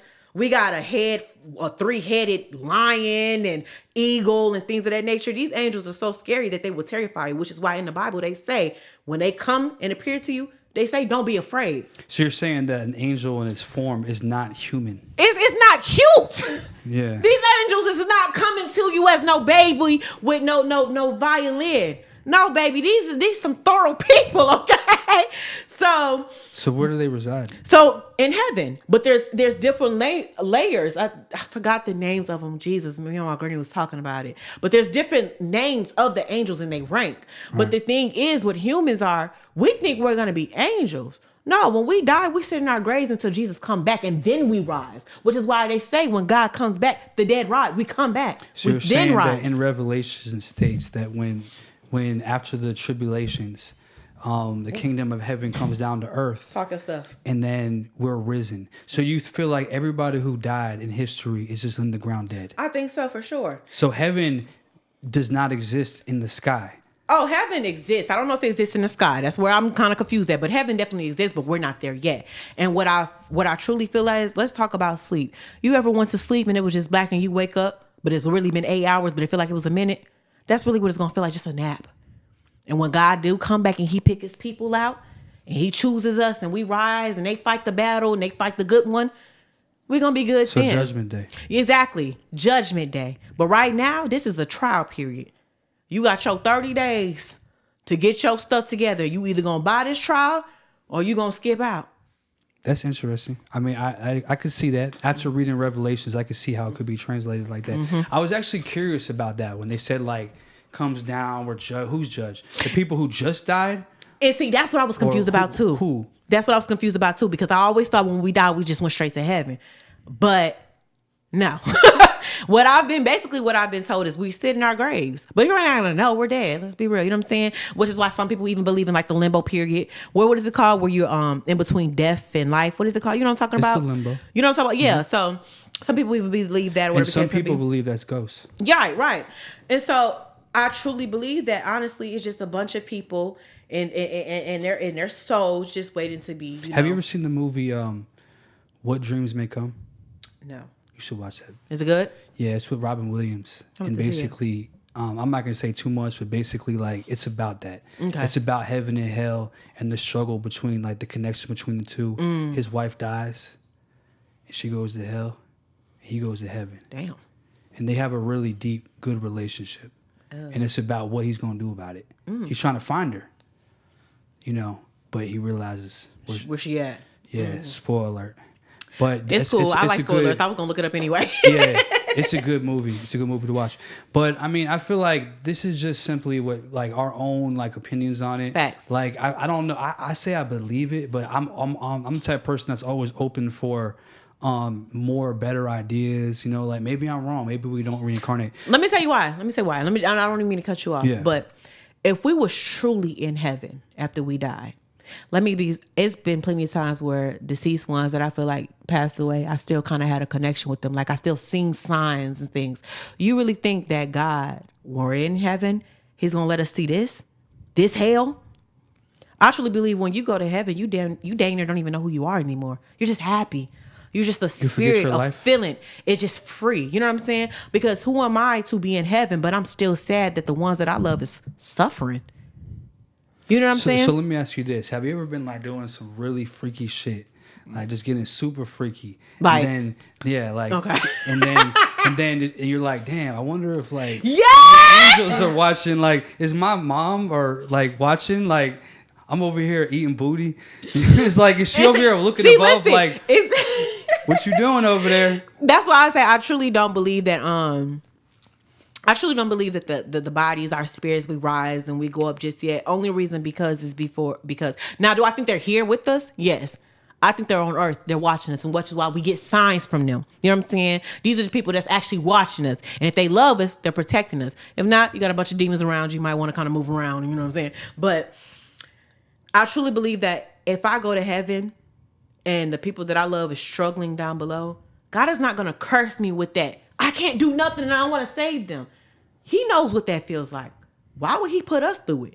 Every day he's battling and seeing each one of his children making the worst decision. Well, you already explained it. You explained that the whole I mean, basically what you feel that the purpose of life is to basically be judged, be tested. We're being tested on this earth. So he puts us here. And, you know, we look at the earth as, it's such a bad place. But look back in the day. Like, imagine people riding on a horse into your town that has no police. Mm-hmm. And somebody comes through and just kills all the men and rapes all the women. Mm-hmm. And nobody's coming. There ain't no military.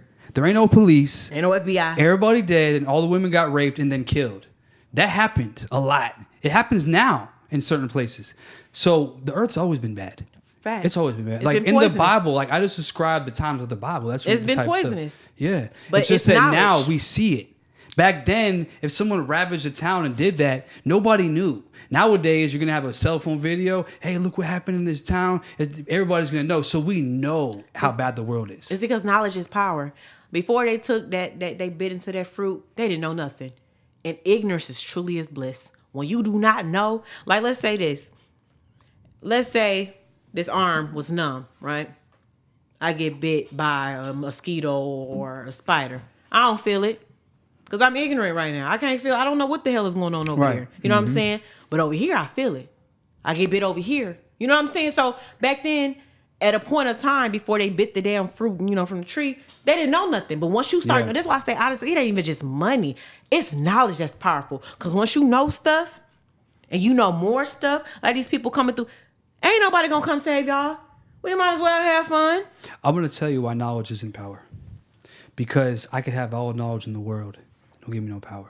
See, and that's what knowledge is only power with money. I'm not gonna disagree. Because sometimes you need that platform. But let me tell you why it is power. Because it can be good and for bad, for one. But right now, I can tell you that wall is gray. You can tell me no, it's black, but because I'm so woke with myself and know what's really going on or whatever the case may be, I'm like, okay, it's gray, but you don't want to believe it, that's fine. Or I can go completely insane, you know what I'm saying? But then the piece that I can get from the first version of myself saying, you know what, okay, fine, you don't get it. That's fine. You're not going to see the way thing, you know what I'm saying? That piece that I can get within myself, that could be a high and a chase. You know what I'm saying? So the knowledge within yourself is powerful. Oh, for sure. Because it's like if you're knowledgeable, then you can't be fooled by other people easily. But not even just that. Not even just that. More so, and dang, I almost forgot where I was going with this. But not even just that, but because I do know what I know, and you don't know what I know, the chase of proving myself, it is what it is.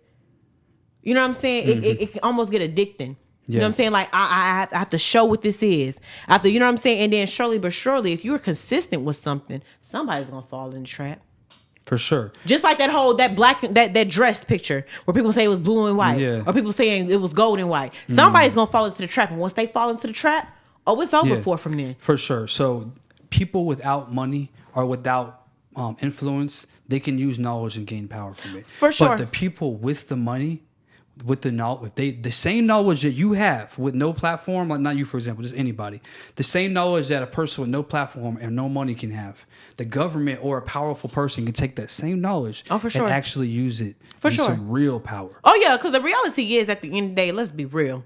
Don't nobody care about your color of the wall. They care about that green dollar bill. Okay? Yeah. Now if you got that, that's all that matters. They gonna speak to that before they speak to, you know what I'm saying? But a person that's truly enlightened within here and knows the true definition of what knowledge can do and how it can really help you in your life, you start realizing how that monetary things and all the money and things like that, it doesn't really matter anymore. You know what I'm saying? But I'm not at that place, so I'm gonna be quiet on that topic. Well, we live in a world where you have to have things. You gotta have money to survive. You gotta eat. You have to have a place to live. Gotta have water, electricity. We gotta have a way to get where we're going. Yeah. Like we need money. Like without, if you just say I don't need money, then you're just gonna be one of them people living in a tent in the woods and eating squirrels and shit. Like there's people doing that. Yeah. And that's just going back to the old ways. But if you want to live in this society, it's built that you have to have money. Yes. And I feel like the money side of it is what keeps us almost enslaved. Because we have to keep going for the money. We can't just never say, all right, I'm cool. I don't need no money because you have nothing. So we're just trapped in this cycle of going to work every day, going to grind every day, going to grind, trying to get our money every day. And we can't even take a break. We're literally working just to die. Like if you really think about it though, just speaking on like, let's say homeless people. I met some of the happiest homeless people ever. They ain't worried about shit. Yeah. Happy living. It is what it is. They know things is going to work out because, hell, it's been working out this far. They eat when they want, shit when they want, and they just chill and talk shit all day. But then you got people that you would think is living their best fucking life, but are crying in 7-bedroom mansions and 5-car garages. That money shit don't mean nothing. And I have to learn that my damn self. I was getting everything I wanted. It's true. And I wasn't even appreciative because my body wasn't fiending for money. It was feeding for a spiritual connection. It was searching for something deeper, knowledge, restoration, things of that nature. And so once I started putting these things into my body, like even, have you ever noticed one time in your life, you're hungry, but you don't want to eat? You know what I'm saying? Like you can eat a burger, eat a turkey burger, or if the case maybe eat some chicken, but it's just like, it ain't really hitting. It's because you're not really hungry. Your body's just lacking nutrients. You're hungry. You're not eating the right stuff. Exactly. But you're not hungry for what you think you want. You know what I'm saying? For sure. And so it gets to a point where a lot of times certain people get to a place where they know what they really want. And then maybe they stumble upon it the wrong way. They lost their jobs and they became homeless. They fell into drugs. But then at one point they get enlightened with things. They start paying attention to things. I always say angels really come in the least. I had a lady sitting next to me at a bus stop. She told me straight up, she said, you're going to be somebody. She said, you're going to give up. She said, but don't. And the way that you hear people when they talk to you, because when they talk to you, they not going to be sugarcoating it. They're going to come blunt. Because you ain't going to get it now, but when you do get it, baby, everything I said is going to be so blunt, you're going to know it was for you. You know what I'm saying? And so when she's talking, I'm just like, okay, thank you. I'm catching a bus, working 3 jobs in college. Thank you. Okay, sounds good. She didn't get on the bus with me. I got on the bus. I never seen her after that. You never know. Never know. The message was meant for you. It was for me. I will tell you, from my perspective, I feel like you do have a lot of potential. Yeah. And I feel like when you look at like the story of anybody who's really great, and anybody who was able to attain a certain level of notoriety and keep that way, they always took them a minute. Yeah. It took them a minute to really reach their peak. Like they were doubted. Yeah. And it got to the point where they just kept going, and that's what made them great. Yeah. And I feel like you've been pushing and pushing. You're doing good. But I feel like you don't really realize how big you're gonna be. Facts. You just got to keep going. You got to keep grinding. You know what I think it is? Because of the world that we live in, we want things so fast, right? Everything that we want is really at the touch of our fingertips. If I want to eat, right there, I can touch it. I can order it. You know what I'm saying? And so I think, once again, it just kind of goes back to the discipline and purpose. If you don't have a purpose in life, you're really not truly living, right? And so I feel like God at times, he reminds us that you have a purpose. And when you're going on this journey for your purpose, it's going to take a while because this is the purpose of your life, not your season, not your moment, but your life. And if I give you this purpose within 15 years, 20 years, what other purpose do you have left to serve me? What do you really got left? Right. You know what I'm saying? And so I tell myself like, okay, yes, I'm in my 20s, but it's going to take a while. I have other things I need to figure out, other things I need to do. Like at the age of 24, I'm just now realizing the whole hungry situation. I'm always starving, but I'm not starving for meatloaf, pork chops. For more. You know what I'm saying? I need nutrients, real life nutrients. Let's just talk about it. Vitamins and things that's really going to replenish and nourish my body. And then, like you said, more. The spiritual connection. You know, you start realizing how you're eating things and why you're eating things and things of that nature, whatever the case may be. I definitely agree that, like, in life, I feel like our purpose has changed. And I feel like we have a purpose. Like me, for example, like I feel like I'm just now kind of realizing my purpose. And maybe in a year from now, I might look at it differently. So as long as we're trying to fulfill our purpose, I feel like that's our current purpose. Because I feel like we don't only have one purpose. I agree. People are like, oh, I'm on this world for this purpose. And it's like, nah, I feel like you have this purpose at this time. And once you achieve that, other purposes come. So it's like, how I think about it is like, okay, overall, you have a lifetime achievement of who you will be and what God wants you to be. And in that, you will have your seasons. Right. Season A, season B, season C, right? And you go through these different things to ultimately fulfill that greater purpose of who you're supposed to be. Right. But I think like you were saying earlier, the issue is I'll get to season C and be like, I'm where I need to be. I'm good. And God is like, baby, you still got to get to Z. Yeah. You're nowhere near close. Well, that's not only your problem. That's a lot of people's problem. Yeah, fact. And honestly, that is kind of the difference between people who are super successful and not. But the people who are super successful may have had those seasons where they're like, man, so much going on. I don't know if I can focus on my goals. Like sometimes the things that you're doing to further your life aren't the things that are paying you. Yeah. So you feel like I'm not doing enough. Yeah. Like I feel like I need to do more, and that's where that struggle comes in. Yeah. But I feel like at the end of the day, like as long as you keep pushing, that discipline, you see the great, and a lot of have discipline. A lot of people give up in that time. Yeah. Where it's like, so you just got to keep going. But I do want to go back to another topic. So we were talking about like God, creation, like how the devil. I guess from what I understand, the devil came to Earth before humans, and that's what I'm not. So, how do you feel like aliens come into like play when it comes to that? Because a lot of people believe that if the Bible were to be true, then that would like basically mean that aliens don't exist. Like, do you believe in aliens? Absolutely. I don't think God created all of this, but didn't decide to go and create more. You know what I'm saying? I definitely believe aliens exist, but I think that God was smart enough to understand that we don't need to mix the two in a sense. You know what I'm saying? So you feel like that's why they're so far away? Exactly. I really do. And I think the issue that we have is because we do have free will is that we abuse it too much. I'm not going to lie. I think knowing that we have aliens is interesting and fascinating, but we got bigger fish to fry. Y'all care about knowing where these aliens is at, but y'all got people in your own hometowns that's homeless and starving and dying. Well, the crazy thing about aliens is from what we know, they don't spend much money. They spend more money on creating defense, nuclear bomb, than they do on aliens. They don't really spend much money. Like, who's to say the aliens is not the angels, though? I mean, there's possibilities that if you look at the people, the angels in the Bible as being aliens, think about it like this. They came from the sky. Mm-hmm. They flew down. Mm-hmm. At the time, they didn't have planes. Mm. So they're describing like them to have wings. But what if they were just flying and they didn't have wings? They just flew. And the only way they could draw somebody flying is to put wings. I mean, I feel like it's possible. Like, I personally don't want to get too into that theory, my personal belief, but I think it's very possible that some of those visitations that were described in the Bible or in ancient texts could have actually been aliens and not angels. Some, not all. I feel like, okay, this is what I'm going to say. I know for a fact that, we know for a fact that angels definitely was coming down and, teaching people how to properly do things on earth and maintain things, whatever the case may be. However, I do believe that we have other beings that's smarter than us and wiser than us that's kind of coming through and dropping by and seeing what's going on. You know what I'm saying?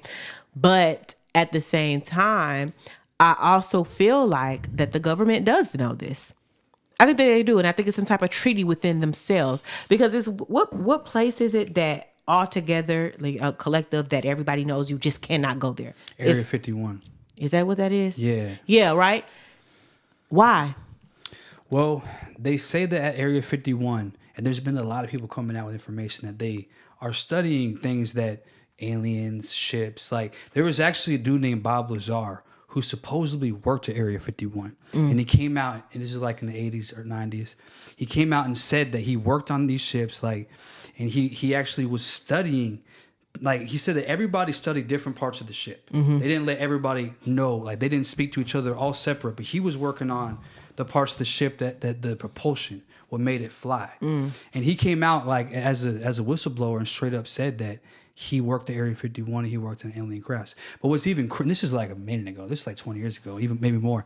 But what's even more crazy is how they just came out recently on the news, the Senate, and I don't know if you saw this, and they stated that they have found alien crafts with biological remains in the crafts, and they told us that straight up.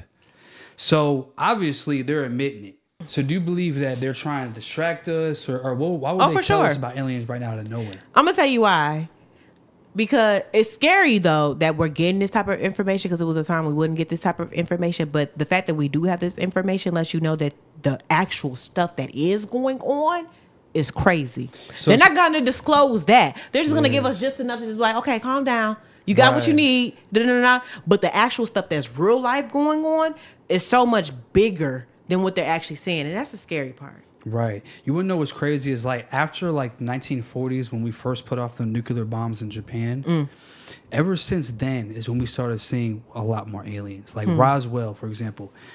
You know about Roswell, right? They crashed in Roswell, New Mexico, an alien ship back in like 1947, I think it was.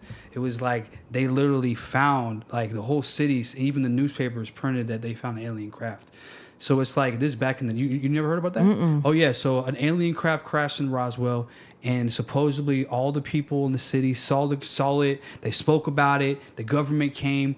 And the next thing you know, Area 51 ends up popping up not too far from that site.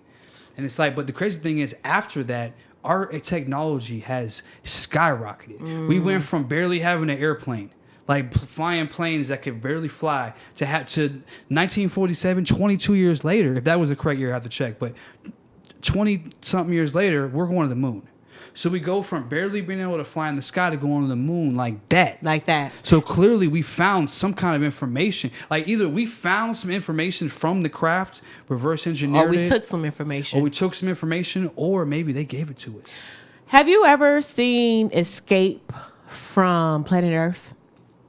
It's a kids movie, and in the movie it's aliens and they come down to Earth to basically do like this rescue mission, but within that they end up getting basically held hostage amongst other aliens from different planets, and humans were basically keeping the aliens there because they were so intelligent that they were able to market off of them within America, or well, not America, but the planet, and sell off their ideas to other companies and make money and things of that nature.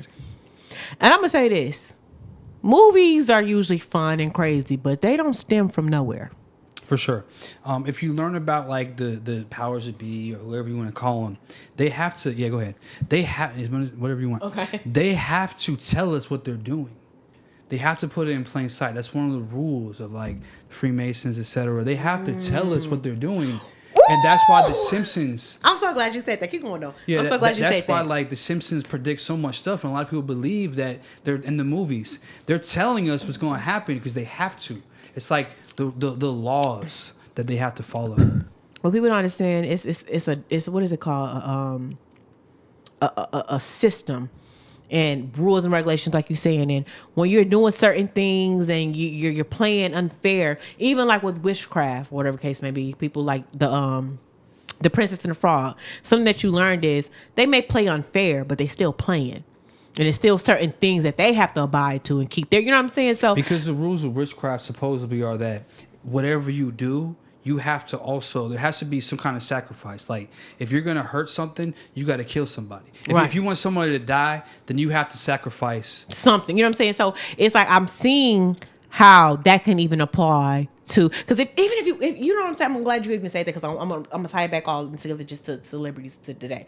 But if you look at everything, spirituality, religion, everything is the same thing. Let's talk about prayer.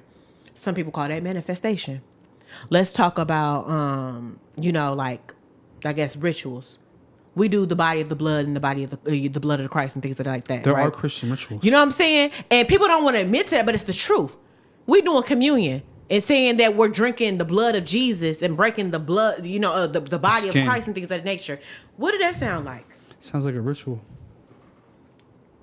Even if we're talking about Greek mythology. Well, how about this? Let's break it down. When I write a word out, what am I doing? You're writing it out. Spelling. Right.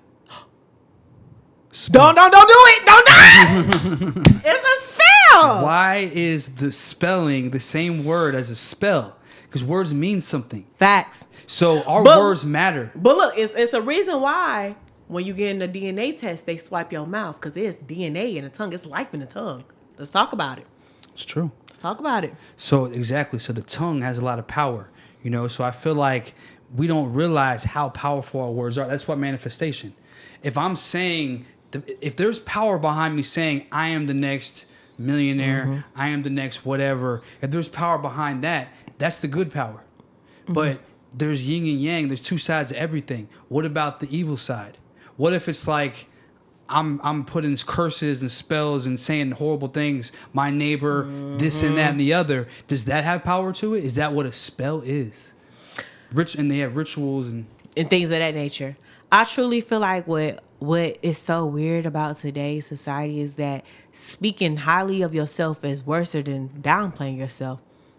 Like right now, I could look into this camera and be like, child, I'm going through it, I'm struggling, but I don't care.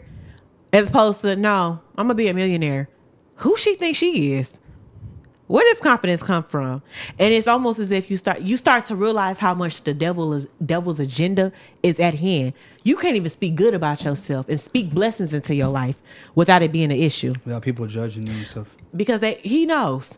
Y'all might know, because people are commenting and saying, oh, that's wrong, but he knows the real. You got to think, this is a guy that's seen probably the formula laid out.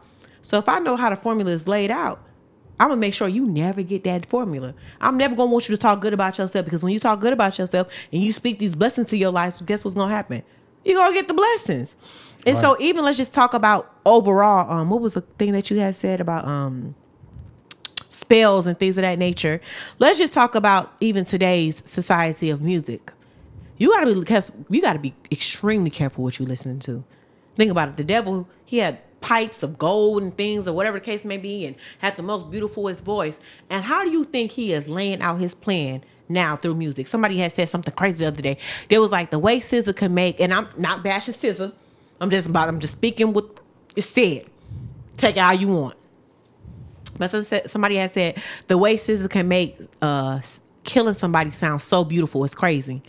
And when you look at tweets like that, you be like, no facts. But then when you look at it, you be like, no facts. It's not just her though. There's a lot of artists that can make you feel like, and for example, what's the dude? Melly. Melly's going like everybody. You're like Free Melly. You see Free Melly everywhere. And I'm from Florida. I like his music. I hope he is innocent, but it's looking a little rough for him. So if he really did kill his two friends, why are we Free Melly? Right. Because he killed his two closest friends. Facts. Like, you support that? Facts. It's like, that's the type of stuff we're going to support. It's like, that doesn't make sense. So I feel like we are, and that has to do with the devil, has to do with different levels to it, the industry, the agenda. Because we got to go back and break it down. Like Tupac, all the different artists of the day, they talked about killing heavily. NWA, there's so many artists. Like we can name 100 of them. We can name 100. We can name 1,000. So let me just ask you this.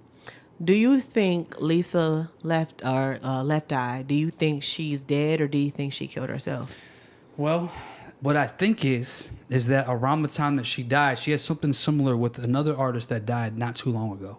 She was visiting Dr. Sebi. Right. And Dr. Sebi, for those that don't know, you know who Dr. Sebi is? Oh, I've been doing my research heavily. Okay. So he was able to cure cancer, AIDS, herpes, all kinds of different diseases that were quote unquote incurable. And he did it naturally without any pharmaceutical contributions, no pills, nothing. So she was visiting Dr. Sebi. She was supporting Dr. Sebi's cause. And spreading his message. And then she died. And not only did she do that, but same with Nipsey Hussle. Nipsey Hussle was ready to put out a documentary about Dr. Sebi, and then he died. And then Nick Cannon said that he was going to do finish Nipsey's. So allegedly, Nick Cannon had got sick, and I don't know if this is true. And I kind of hate saying stuff like this because, like, I don't want to seem like I'm wishing sickness on a guy or something like that. So just know anytime that I say allegedly, I'm just saying what I heard and just want to discuss it with you guys and see y'all opinion. But he had got sick, and that's the reason why he was like continuing like his legacy and things of that nature. And I'm thinking because he got sick, maybe he went to Dr. Sebi for whatever reason, what it was, sickle cell or whatever it is. You know what I'm saying? Whatever it is. And he learned some things. And because he learned some things, he's like, let me continue this work and let me put this out because it does work. Because, you know, they eat, they drink, they sauna in, I believe, what is it? I don't want to say alkaline. Is it alkaline water? It's alkaline diet. Yeah, and it's like a non-acidic pH diet. Of like they gotta have a pH balance. Yes, good pH balance. I think a +8 or what is it? +8 or +9. +9 like 9.8 or something like that like that. Yeah, and like they basically say like this diet, it cures all. Like it's literally everything that your body needs, and the water comes literally from the mountains. It's heated and things of that nature, and so I think it's a beautiful thing. And a lot of times, you know, doctors, they give us these different medications and pills of that things. But the reality is a lot of natural things will help us. And I know firsthand, you know, I got PCOS or whatever the case may be. They try to put me on birth control. That's nothing but a fucking Band-Aid. It's going to work when I'm on birth control. But let's say I want to get or have a baby. I have a baby, my hormones stable out. But then after the baby, my postpartum is going to be fucking horrible. So basically, when you're taking pharmaceutical medication, it helps. It does benefit. But then it has a side effect, a negative side effect. We do like more natural, holistic organic, and stuff. Holistic remedies. There's not as many negative side effects. Exactly. But in all reality, like I feel like the whole Dr. Sebi thing, Nipsey Hussle thing, is a pharmaceutical company who's being affected. Well, I'm gonna say what I've heard, and let me just go back to one thing. What I will say as far as taking, you know, the pills route and just being holistic, it is harder these days because being natural and buying organic and things of that nature, that shit costs. And do you think that that's a system that's in place? Oh, for sure. Because at the end of the day, if I wanted to keep people sick, to keep them spending money, I'm going to make them sick. Right. So why would I make the shit that's going to heal you cheap? Well, think about this. I can't make a pill. Facts. I can't go on my kitchen and be like, let me just whip up this pill real quick. Let me just whip it up. Okay. But what I can do is grow an herb that has the same effect. Facts. If you take the herbs and like the chemicals that are in the herbs, like literally like, let me figure, that herb cures stuff. Mm-hmm. Let me take that, make it into a chemical version and give it to you in a pill. And you don't realize it's the same thing. But the problem is that when they did it the chemical way, now it got side effects because they had to put other stuff in there to make shit connect together. Yeah, because you change the quality and the substance and the actual true form of it. Like even like smoking weed. You know what I'm saying? When you burn the plant, it kind of changes the actual chemical composition. Yeah, and the actual benefits of it. Don't get me wrong, you still gonna get the benefits regardless, okay? But it does change. It's different as opposed to probably putting it in a tea and letting it soak and taking it that way and things of that nature. You know what I'm saying? Exactly. Just depending on how the actual plant is taken or the herb is taken, it changes things. And they know that. Facts. For sure. Or how it's made. Because it's made synthetically, that's different than coming out of the ground. Facts. It's going to have different effects. Facts. So they took control of healing. Thank and they you. made it into a business. Thank you. And when so Dr. Sebi had tried to expose the old ways. It's not like he was just some master, just he knows it all. He was teaching the world the secrets of how people healed before. Try to properly heal. Yeah. And Nipsey, he got killed. Dr. Sebi died or got killed. Nipsey Hussle supported it. And then when Nick Cannon came to support it, he lost wilding out. While he said, he went on an interview and spoke his truth, and then they attacked him for what he spoke about on his interview, and then he said that he was going to continue Dr. Sebi's journey and put the documentary out, or at least pick up the baton and continue on, and he never did it. You want to know what's so funny? Do y'all wonder why they only push certain things out into the media, a certain agenda of how people act and behave and things of that nature? Because I never knew that, right? I never knew that he was going to continue that line of work. Oh, you never knew Nick Cannon was going to do that? You know what I'm saying? And that's because when Nick Cannon did get fired, I just knew that Nick Cannon got fired. But I didn't know prior to that Nick Cannon was going to go and continue Dr. Sebi's work. You want to know why? Because when you start putting 2 and 2 together, you get actually 4 and not 8. That's why they only give you 2, not Thank the other you. 2. Thank you. So just like we talked about earlier, when they only give you half the equation, then you get confused. You're it's about controlling that narrative. But at the same time, this equation might have another 2, because I didn't know that Nick Cannon may have knew Dr. Sebi. Oh God, hold on. Because you said that. Did I? Did you say Nipsey Hussle? I don't think I said that. You said that Nick Cannon allegedly got sick and went to Dr. Sebi. Yeah, but not actual Dr. like Sebi. Just somebody that learned from his work. But I didn't know he was going to purposely continue it. But yeah, so I don't want to say this because I don't know if it's true, and I hate to speak an illness on somebody because I would hate if somebody do that to me, honestly. But it was rumored that the reason why he was trying to have multiple babies and things of that nature is because he was kind of somewhat sick. I don't know if this is true, and if it's not true, I feel so freaking bad for saying it because you don't want to speak that on nobody. That's like the worst thing to do. Well, I feel like there's levels to truth. I feel like that part may or may not be true, but at the same time, because I'm going to tell you why that doesn't add up. Because he was, right after Nipsey died, he said that he wanted to continue Dr. Sebi's journey. Okay. So this was way before he had all those kids. All the babies and things. You see what I'm saying? Okay, so he would have had to already have knew Dr. Sebi. And see, that's why I'd be scared because like when it's not nothing that I can actually back up and cite from this, you know what I'm saying? It kind of like, so I'm sorry for putting that out there. The clearness is that Nick Cannon wanted to continue Facts. Dr. Sebi's work after Nipsey Hussle. I don't know why. Mm-hmm. I would like to know why. And maybe you brought up a point. Maybe, I don't know. Maybe it's just about holistic healing. Like at the end of the day, if we actually find the value in holistic healing and certain things that we can eat, because at the end of the day, food is one of the main things that can actually kill or heal us. If you think about it. For sure. I can eat something and it can kill me, but I can also eat something and it can heal me. And so is life and death in that situation. It's a beautiful thing, but you have to know what you need to eat, and it also caters differently to each and every person's body. But one thing, even just about being on this healing journey that I learned is it's like, a lot of dairy products, a lot of seedless fruit, because that was fucked up too. Right. Well, just in general, like GMOs, genetically modified organisms such as fruit that is now seedless, just a lot of fruit spirits. Because a lot of these foods is actually man-made. Yeah, so it's genetically modified. So it's a version of it that we created to make it more beneficial. Like we don't want seeds in the watermelons, but is it still the same watermelon? Is it still as nutritious as it was? Is it still giving the same vitamins, or is it just like water? That's it. Like, is the nutritional value been taken out from the changes? So I want to go on a different topic. What do you how do you feel about everything that's going on with Doja Cat right now? I heard you talking about that earlier before we started. So I'm glad that you brought this up. If you know anything about me, you know that I felt like Doja Cat. I love Doja Cat. I feel like Doja Cat was going to be the girl that was going to, when Nicki Minaj ever decides to graciously bow out the industry, if she decided to do that, it was going to be Doja Cat. But now things are different. So I had this hot debate with my mom, basically talking about just how demonic things have got in the industry and how a lot of people are showing these signs and symbolism and things of that nature. My mom was just like, I think she's honestly just trolling off the fact that, people are saying, oh, you're demonic.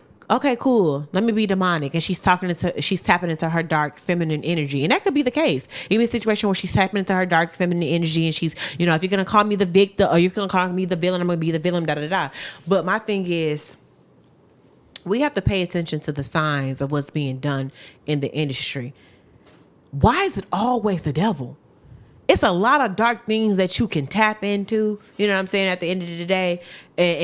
But why does, and don't get me wrong, at the end of the day, all this music, all this lust and stuff like that, it's not of God. We know that. These guns, these drugs, these violence.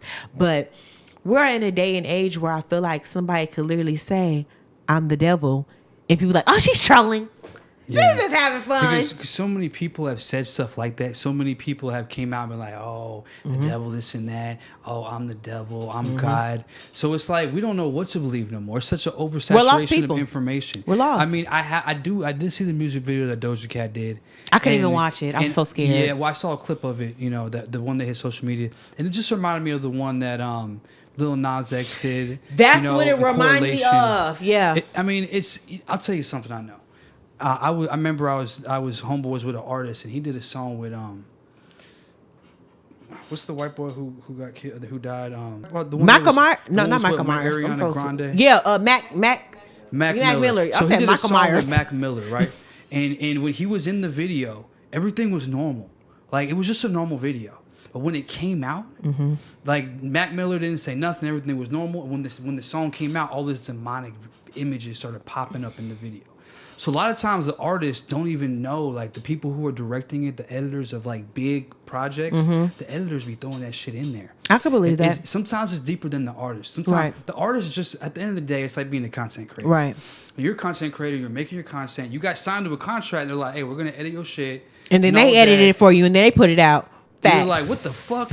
And they put it, not only did they edit, they put it out, like you said. Facts. And then you look at it, you're like, okay, that's not what I did. Facts.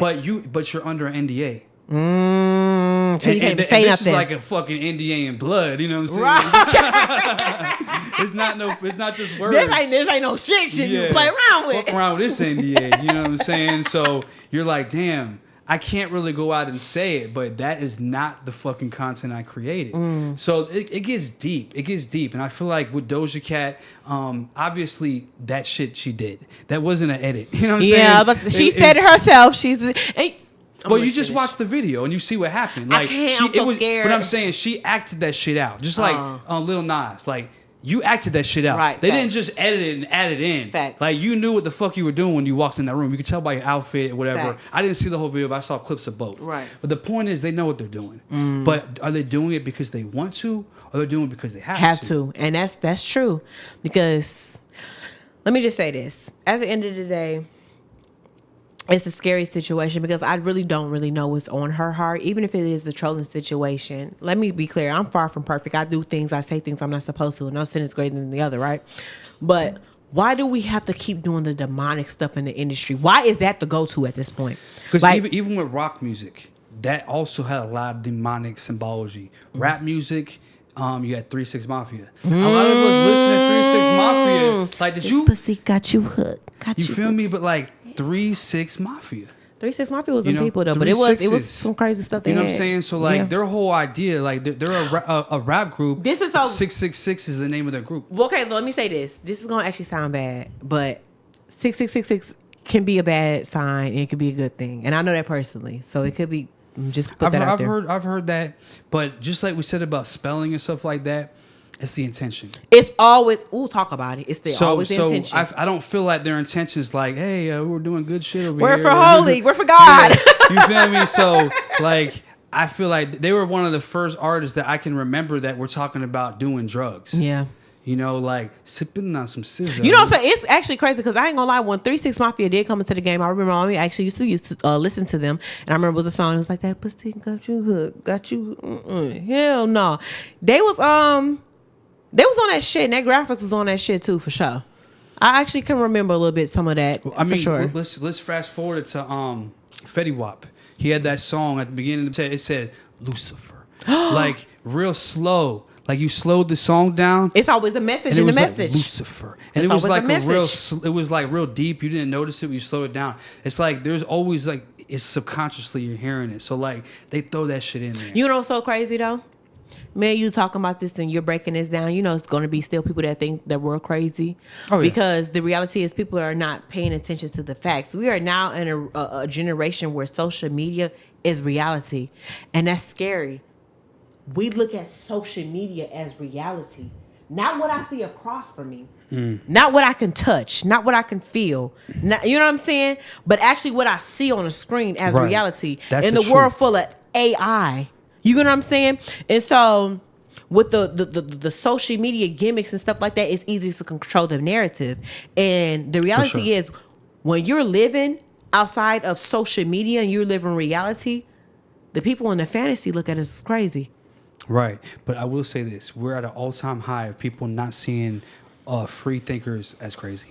But 20, 30 years ago, if you said aliens are real, if you said any of the shit that we just talked about, they'd be like, man, get quiet. I don't want to hear that shit. Like, we could think about our parents. When I told my dad about like some of this shit, he was like, man, I was like, man, JFK got assassinated. He didn't want to hear that shit. But when I showed him some of the shit I found out about it, he was like, damn. It's different. But we have more tools and resources as well. Oh yeah, absolutely. That's what the internet is. So it could be used for good and bad. But that's what it is, though. That's the point of it. It's like I can. It goes to show I can give y'all what y'all want, and y'all still wouldn't believe it. Well, people hate good, like happy content. Like, it's crazy. You put out a video of all this lovey-dovey shit, and people are like, I ain't watching that. But then you put out some, like, fighting, killing, cussing, cheating. They're like, oh, shit. They eat it up. They're like, that shit crazy. But, like, they don't like that lovey shit. Let me tell you what it is. I was on Twitter the other day. It was this couple, football player and his girlfriend. They was praying before the game, and they recorded it and posted it. And somebody basically was sharing and was like, "Oh my God, this is corny. Why are you showing yourself praying?" Don't get me wrong. It's definitely said in the Bible that people that pray just for looks is a sin. Right? We get that for sure. But it's got to be genuine. You know what I'm saying? But at the same time, you can see people sucking dick, getting beat up, getting shot, robbing, scamming, pointing guns, twerking.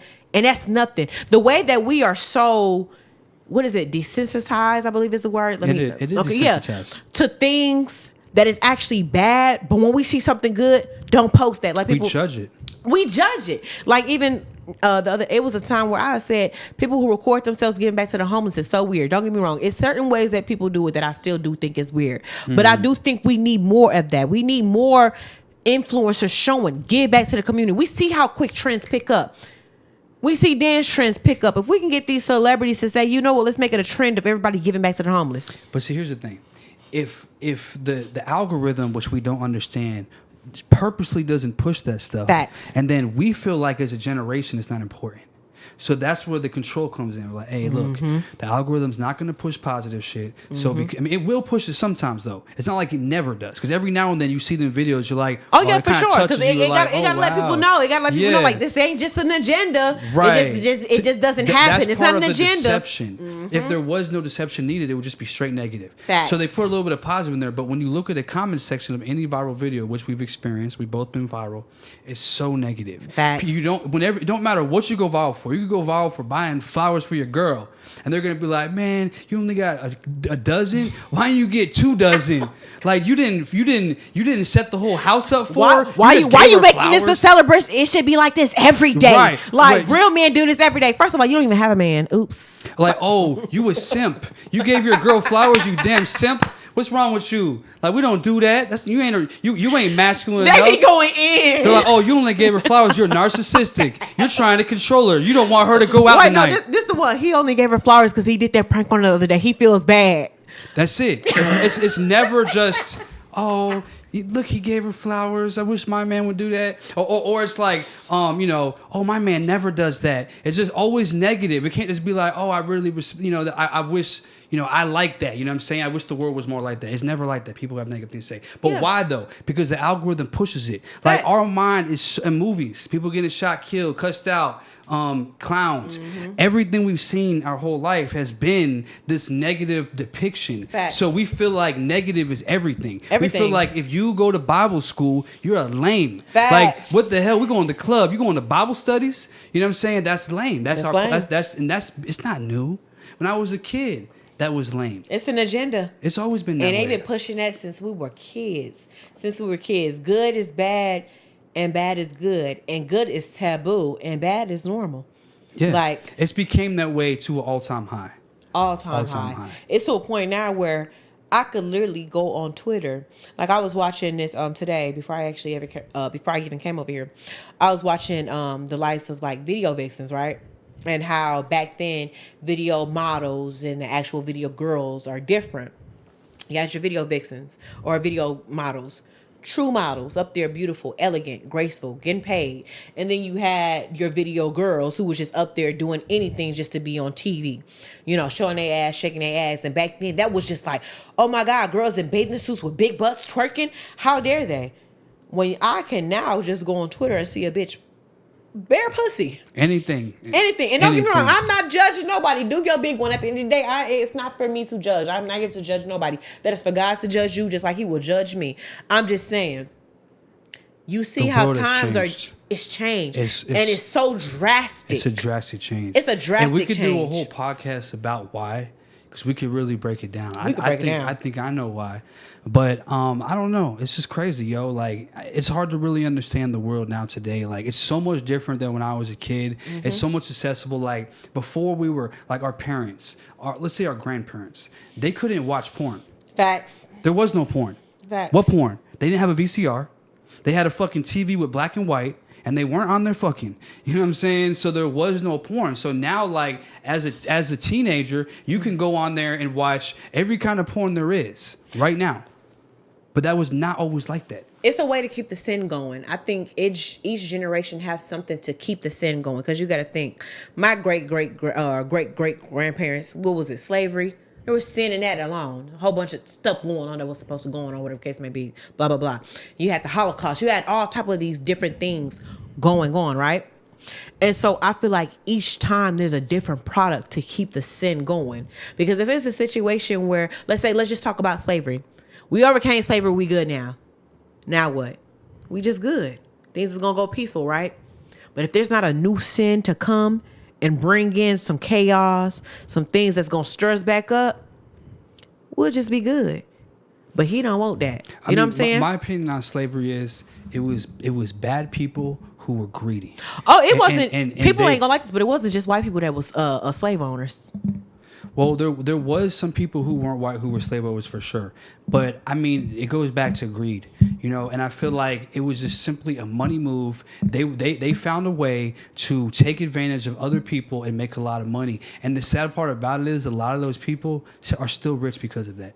There's a lot of people who are slave owners, who generational wealth, and you still got there's big businesses, big corporations right now that were built off of slave money they made off of slavery.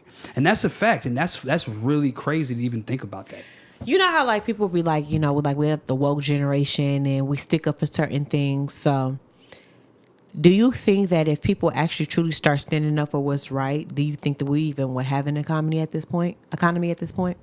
If people saying it for what's right and like start, you know, boycotting, I'm not shopping here, I'm not doing this here, because the reality what people fail to realize is all this stuff is corrupted.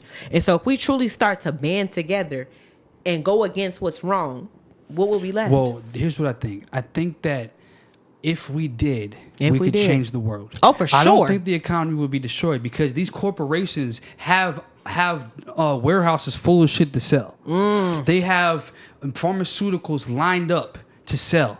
They don't want to lose money. So they're going to bend to our will. But here's the thing. Because of racism, because of religion, because of wealth, rich, poor, middle class, because of separation of all kinds, because of I got a vaccine, you don't, because I support Biden, I support Trump. Facts. Because it's not just racism. There's levels to the separation. It's levels. And because the separation exists, we will never come together.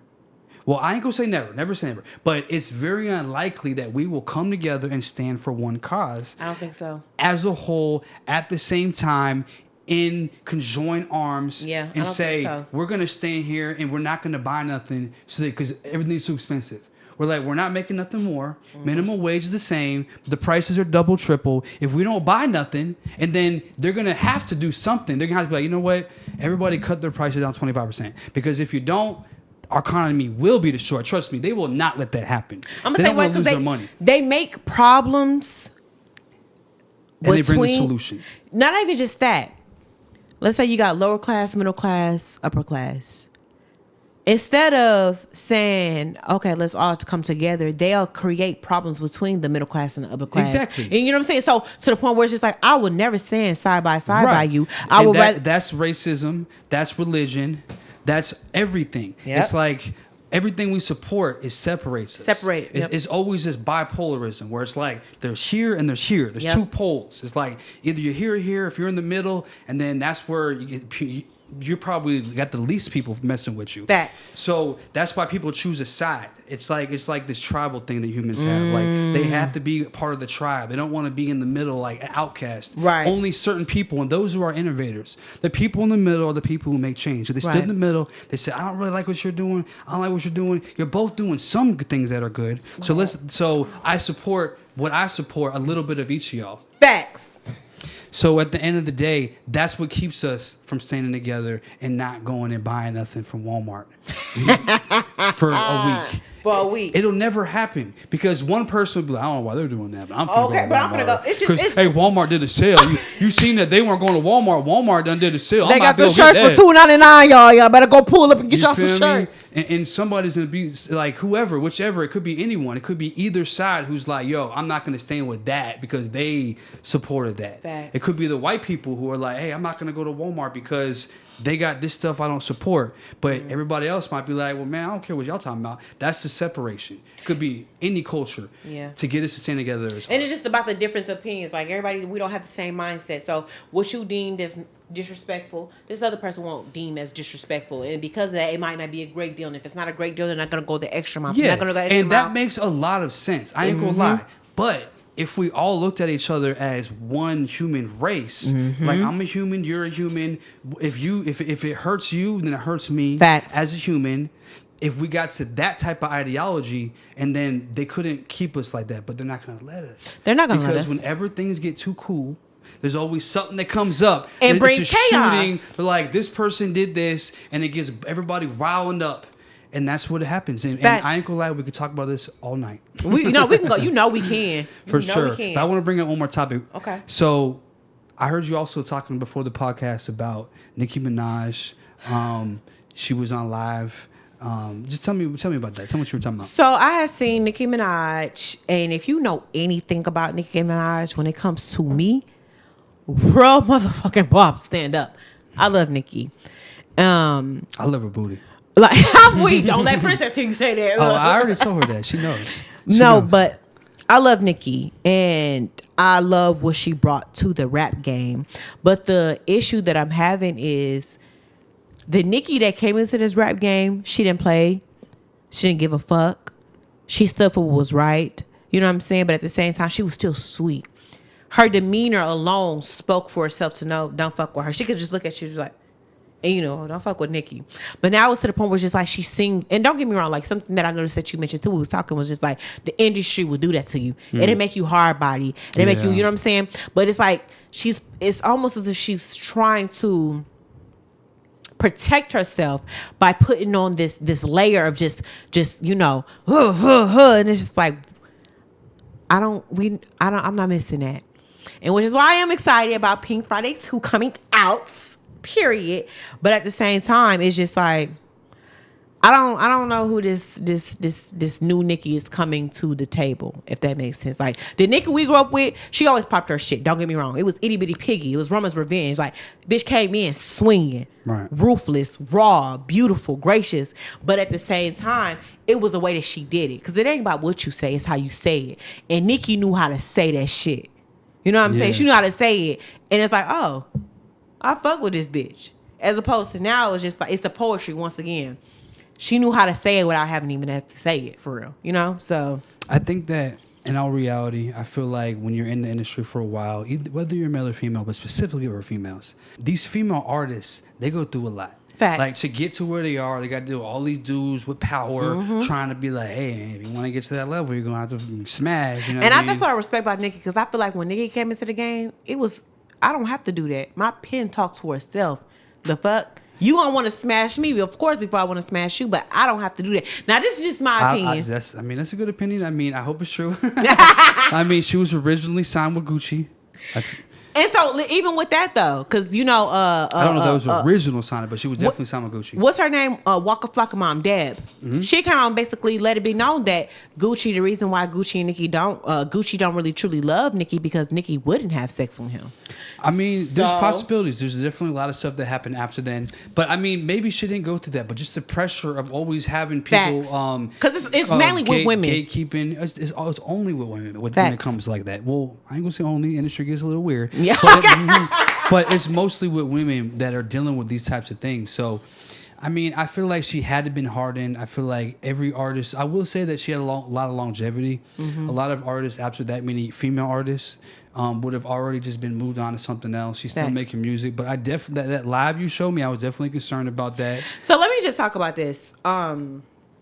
Nicki did a live, and it really concerned me because I never seen Nicki act like this, and it scares me. Let me just say this: if you truly watch Nicki for a long time, you always see, and this is where it gets complicated because once again we go back to the situation where just like certain artists, they make you fall in love with the craft so much that you don't even really pay attention to who the actual artist is. And so could this really just been Nicki the whole time and we just haven't paid attention because we love her so much for the music, the appreciation of her pen and her creativity and her styles. Like, when it comes to even just the live, she was turned up, she was singing Caribbean songs and things of nature, just really just fueled up. But then you ask yourself, like, Nicki, what is you doing? Like, what is going on? She looked like she might have been on she was turned. She was turned another place.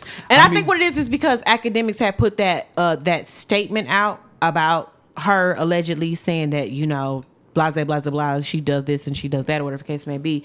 And so when you hear a rumor like that and then you see a video like that, you start to ask yourself like, okay, is this what this could be? You know what I'm saying? This is the reason why when it comes to rumors, it's so crazy. Because if you hear something, somebody can say, "Oh, pretty girl Chaz, she has long hair, right?" And then you see me with long hair, and so he's like, "Oh, that's true." Mm-hmm. And then somebody can say, "Oh, pretty girl Chaz, she has a boyfriend that she hits on." You see me with a boyfriend, we get into an argument. Maybe that's true. Right. You get what I'm saying? Does that make sense?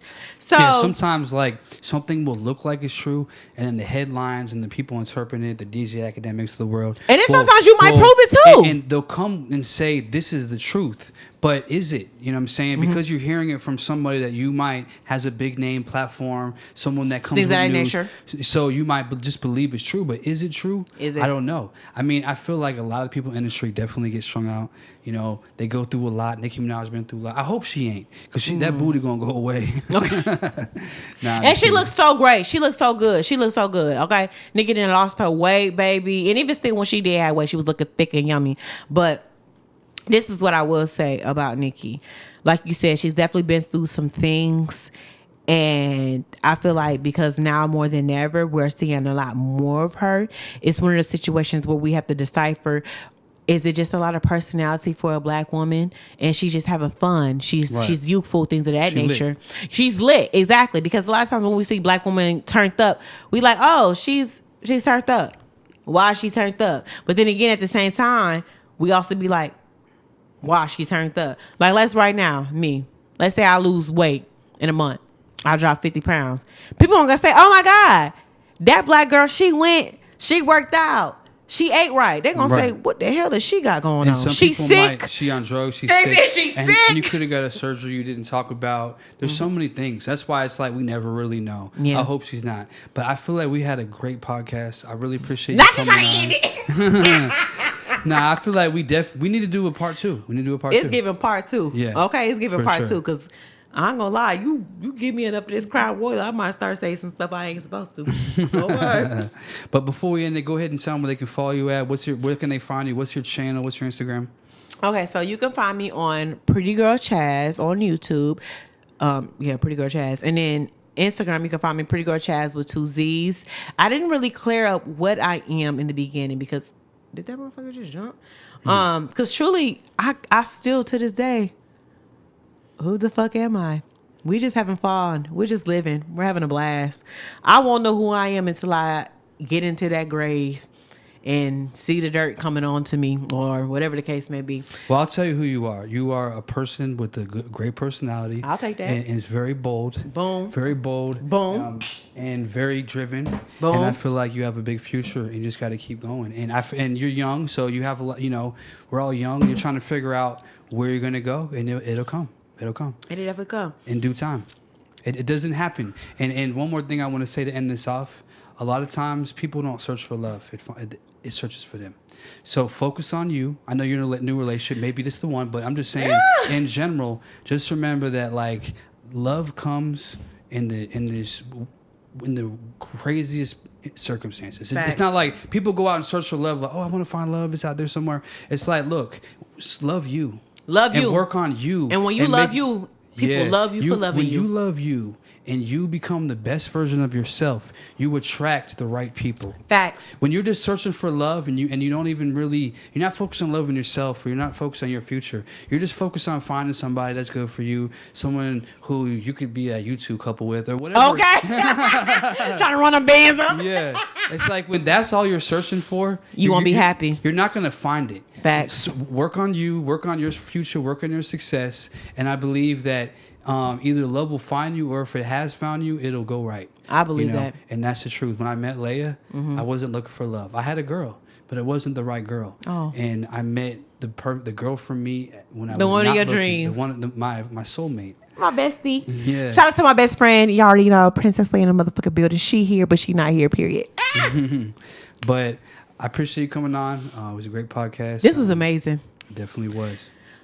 Well, I guess it's the time where I'm supposed to act like I'm leaving, even though we know we're finna turn up and probably eat. So, see you guys later. Yeah. We'll see you on the next episode. Peace. Well, like, This was good. It's time to let it flow. It's time to let it flow.